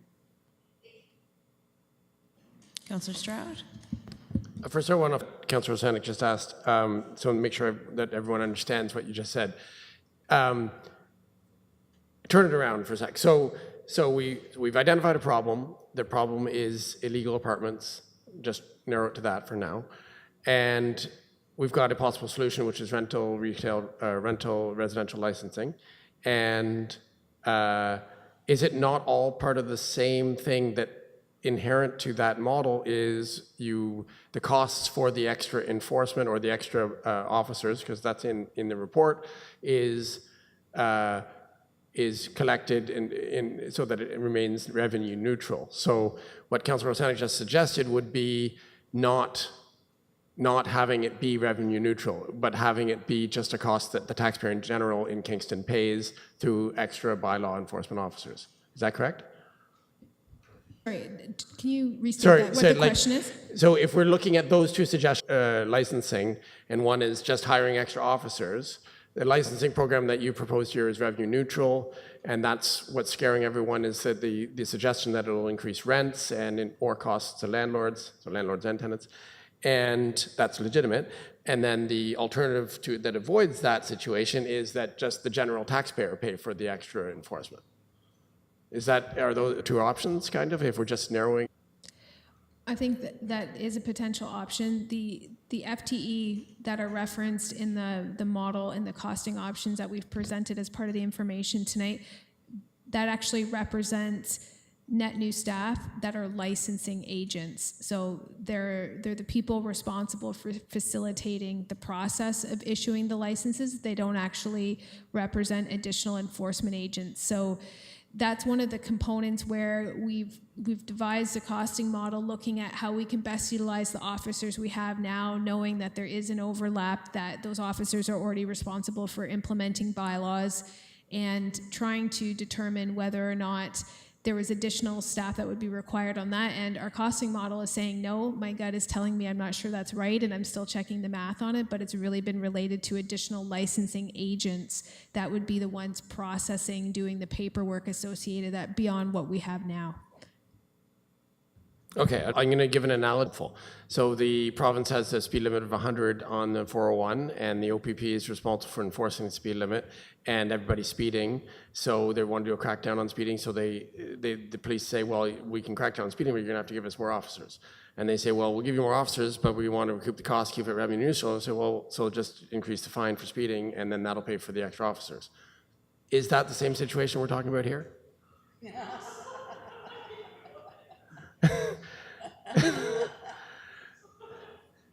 Because sorry, Councillor Scott, I maybe perhaps try to clarify a little bit. So I guess what we've heard from staff this evening is that we don't really have the data yet. It's not a matter, we don't have a perfect understanding of, it's not as easy as just being on a highway and seeing cars speeding as an example, right? So the costs associated with identifying the problem are greater than just an enforcement officer on the highway who sees it and reports it and presents a fine all in that one. So I'm not saying good analogy, but I guess if you could phrase it more in terms of a question that's related. So clearly my analogy did not, I'm trying to boil it down as a juxtaposition of what Councillor Stanek suggested. The rationale, as I understand from reading the report, for coming up with rental licensing as a solution, one of the important parts of it is that it's revenue neutral. But that's not necessarily a restriction that council will choose. Do you understand what I'm saying? Sorry, that was complete. It's probably the first time anyone said fart in council before. So yes, what you're saying is that we deliberately created a costing model that was revenue neutral from the standpoint that my concern would be the perception about taxpayers paying for a program that creates individual benefit for the user of the program. And we do that as a city related to certain things, but because this is essentially business, we don't supplement other types of business licenses. So we tried to develop a program that would be revenue neutral or paid for by the user so that we wouldn't be putting additional burden on the tax base. But that's not to say that we couldn't do that. Certainly at the direction of council, we could modify the costing model or increase fees to accommodate a greater revenue return that could support other services like additional officers. I believe, is that what you're asking? Okay, thank you. So to sum up, basically what I'm suggesting is sort of a hybrid of what Councillor Stanek suggested, subsidizing the rental licensing program so that the cost is not fully borne by the stakeholders and the tenants, or the stakeholders who then pass it on to the tenants, as a sort of getting the right balance between the two things, as opposed to just not doing licensing but putting more money into enforcement, which would also be a subsidy in a way, because we're paying for more officers and then we're asking that to come out of the tax base. So I don't know if this is all going to be in your report, but it seems to me that those are sort of the, if the counter argument is always extra cost to the end user is the pushback, then we say, okay, well, here is how we mitigate that situation. And I'm just asking for that to be in the next iteration. Thank you. So absolutely, in the staff report, we are investigating other types of ways, for example, that the municipality could help support or alleviate some of the burden. One of the things that I've been talking to Commissioner Hurdle about specifically is, if people are able to come forward in a specific period of time, do we waive planning fees associated with a rezoning, for example? That's a decision that the municipality could undertake relative to offering a gesture of support to bringing people into compliance, making it less scary. Your suggestion is another way. So I'm happy to, as part of the comprehensive report, try to explore as many options as possible so that council can see that from multiple ways, and it doesn't have to be specifically restricted to the way we've built the costing model. We're happy to provide other options as well. Okay, so I'm going to conclude with the summary. So basically, I would say, learning from what happened on the interim control bylaw debate and how we saw a very sensible 9 suggestions, very helpful and sensible 9 suggestions from your office in conclusion to that debate, which is what got us here, and this is one of those 9, right? It would really be a shame to see the same thing happen to this whole body of work at the council level because of individual pushback that we feel that is all sort of natural to the situation. Like, you know, fishermen don't like fishing regulations, right? Hunters don't like hunting regulations. So it stands completely to reason that landlords don't like landlord regulations. So that is an expected outcome. The thing where we would fail is if we do all this work and then just give up and say, well, there's too many counter arguments, we can't do it. That's what we've done in the past. You know, I feel like this is an opportunity to solve this problem. So, you know, if there are large costs to come into compliance on the landlord side, I would suggest that's only the case if you're hugely non-compliant. If your property is compliant, then there's no cost except for the licensing fee, which is insignificant. And I would also say that many of the other things that we heard tonight need to be included, solutions need to be given for all of those suggestions, or explanations with data needs to be in the report that explain how those things are incorporated in the model. I guess what I'm saying is we need a solution. If not this, then what? If not now, then when? And just giving up is not a solution for me. Thank you. Thank you very much. Councillor Schell? Thank you. I was really interested in Ms. Gerritson's discussion of the Queen's program, right down to when a new bunch of students come in, the landlord agrees not to raise the rent any more than what's permitted. Would it be possible for us to get that, just so we could read it over as well, or who at Queen's we'd get in touch with to get that? Thank you. Certainly we can provide some information relative to the Queen's VIP program. Queen's has some special permissions that have been granted to them under the Rental Tenancies Act that they're able to, and I don't fully understand all of it because we've been having these conversations with Queen's through this process relative to how they operate that program and the incentives they're able to offer relative to that piece, and putting some controls in place relative to how much rent can be increased between tenants. They're able to do things specifically that aren't available to everybody else. And that piece, actually the gentleman behind you understands it quite well. I don't know if you want to offer anything, Gary, but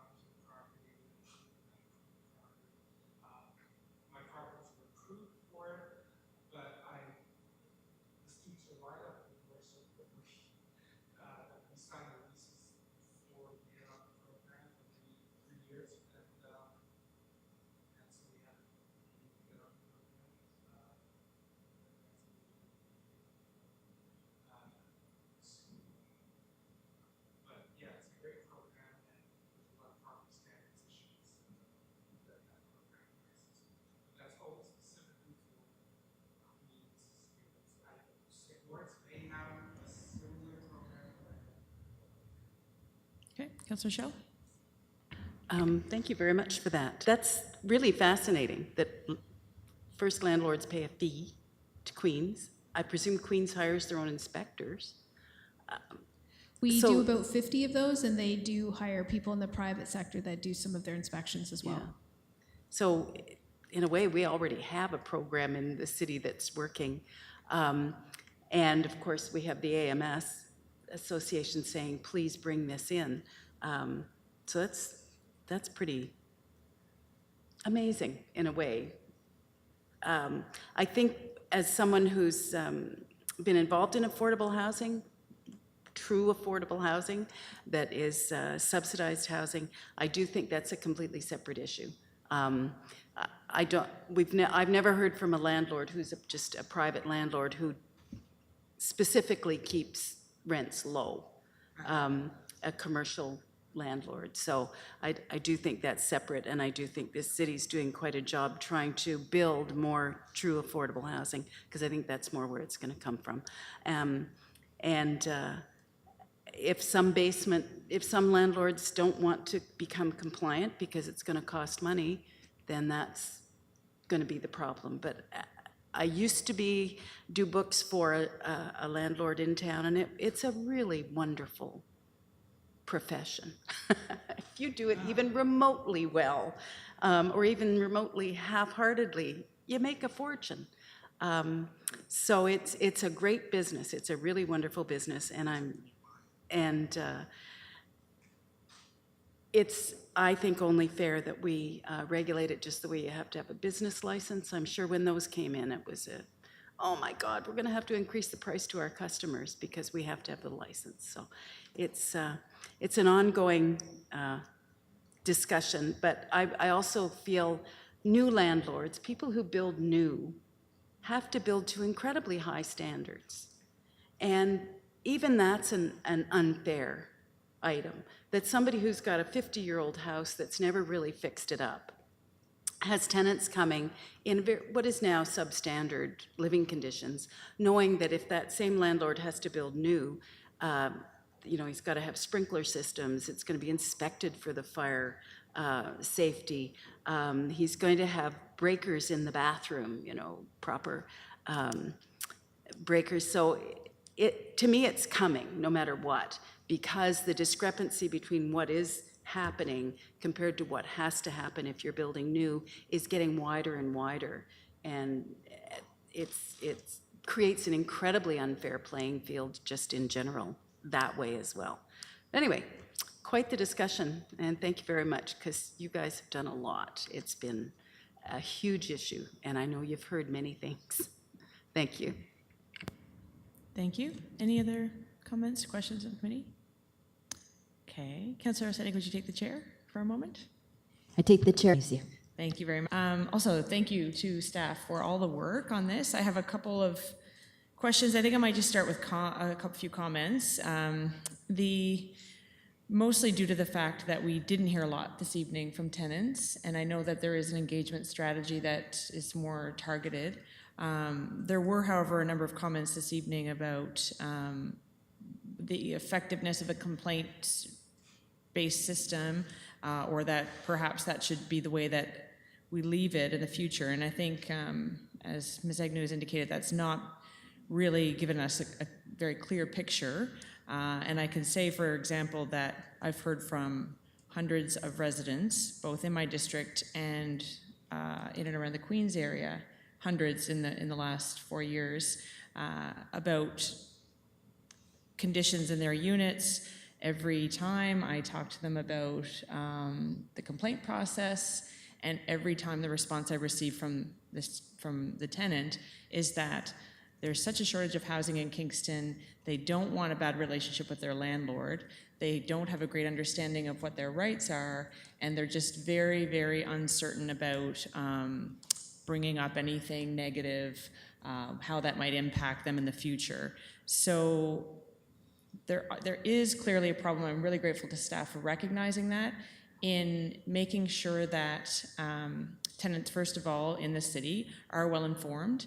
I know that Queens does a lot of work on that, and I think there are vulnerable populations who we can reach, hopefully through this consultation process, and that maybe become an education process as well. I think that's really important. And so I guess to that end, one thing that I am interested in knowing, Steph had indicated that there would be a separate consultation with Queens, who of course many students not around this time of year. Will that, and also with the United Way or partners who may help shed some light on substandard living conditions for vulnerable populations in the city, would those consultations be separate? I guess, like, meaning totally exclusive with that group, and I guess my sense is that these people would perhaps not come this evening for fear of being identified or obviously being in a room with landlords who they feel they don't have the right to discuss these issues with. I'm happy to provide some information on that. Definitely as part of the engagement conversations we've had to date, there have been some really valid points raised in and around specifically what you're talking about, that people generally don't know their rights. They don't know what to do if they have an issue. There's a lot of fear in and around even filing a complaint with the city, even though our complaint-based system is anonymous in nature. What results from that can create relationships of tension between the tenant and the landlord, and that was some of our thinking in and around the program, again, focusing on the proactive element of it, is how do we take the onus off the tenant to be advocating for themselves and putting it on the property owner that is renting the unit, so that the onus really resides with them. Obviously, tenants still have a responsibility related to their own housing, but people don't necessarily understand that. So for our website, I believe that we need to do some additional work as a city in and around the way that we communicate and educate relative to the services we have, to information, how people access it. Unfortunately, sometimes the people that most need the information are not the ones that are going to be checking the city website for information. So what are the other ways to get the conversations going in the community? How can we be able to provide a forum for discussion on this that's non-threatening in nature? I think that's something we've been struggling with as staff. We've been reaching out to social service agencies, trying to get them to the table to help us with that. We're struggling to do that also in the latter part of the summer when people take vacation and they're away. So that's work that we're continuing on over the next 3 or 4 weeks. You will see information relative to our recommendations in and around engagement, education pieces, and needing to do more work on that specifically. So I think you've raised a really valid point there, 100%. And we will be having conversations.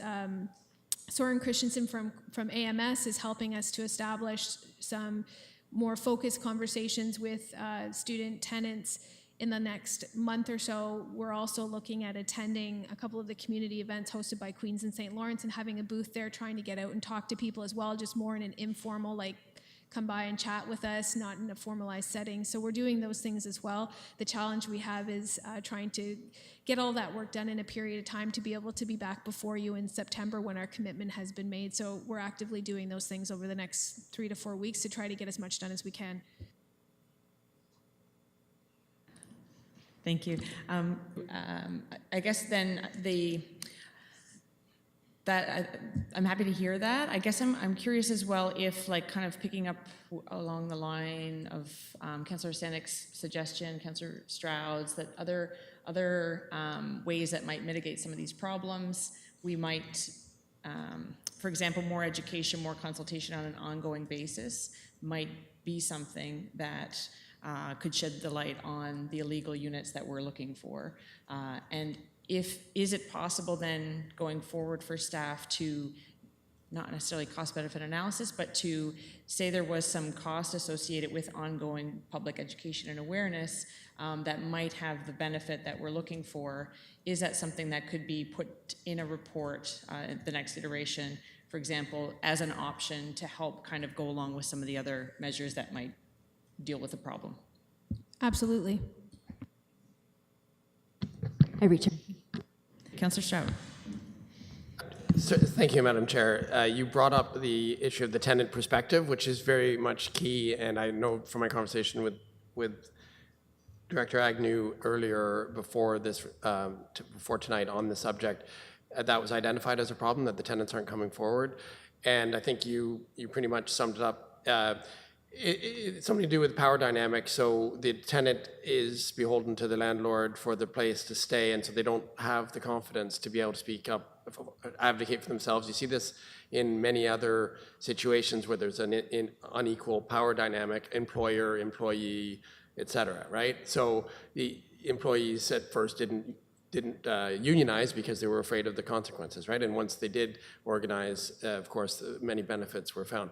I think I can confidently say, though, as a tenant myself, and Mr. Christensen, who represents hundreds of Queen students who are tenants, and they are in favor, as you said, I think it's fairly obvious that the vast majority of tenants would be in favor of anything that improves the safety and standards of their units. They've just become accustomed to really poor housing stock out of necessity.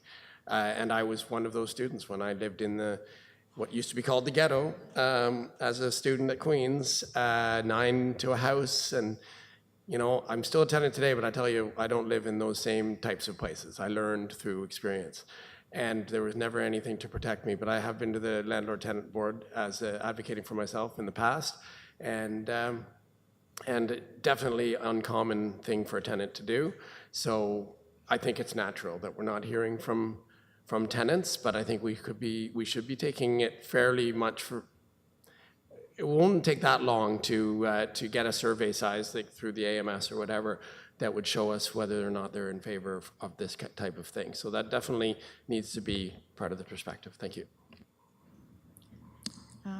Okay, seeing no other questions or comments from the committee, we shall carry on. So as I mentioned, the report is for information purposes only. Again, thanks to staff for bringing it, for your diligent attention and all of the work that lies ahead for the next stages. So we will move on. We have no motions this evening. We have no notices of motions, no other business. We do have some correspondence. It's on, we all have copies of that? Okay, so there's correspondence that is available. These are written submissions from people who either couldn't make it this evening or who attended and wanted to put this in writing. So that concludes our meeting. We do have the date for our next meeting, which is September 13th at the same time. And that's all. I ask for a motion to adjourn. Councillor Stanek, seconded by Councillor Schell. Excellent. Thank you. Do we vote? All those in favor? Yay.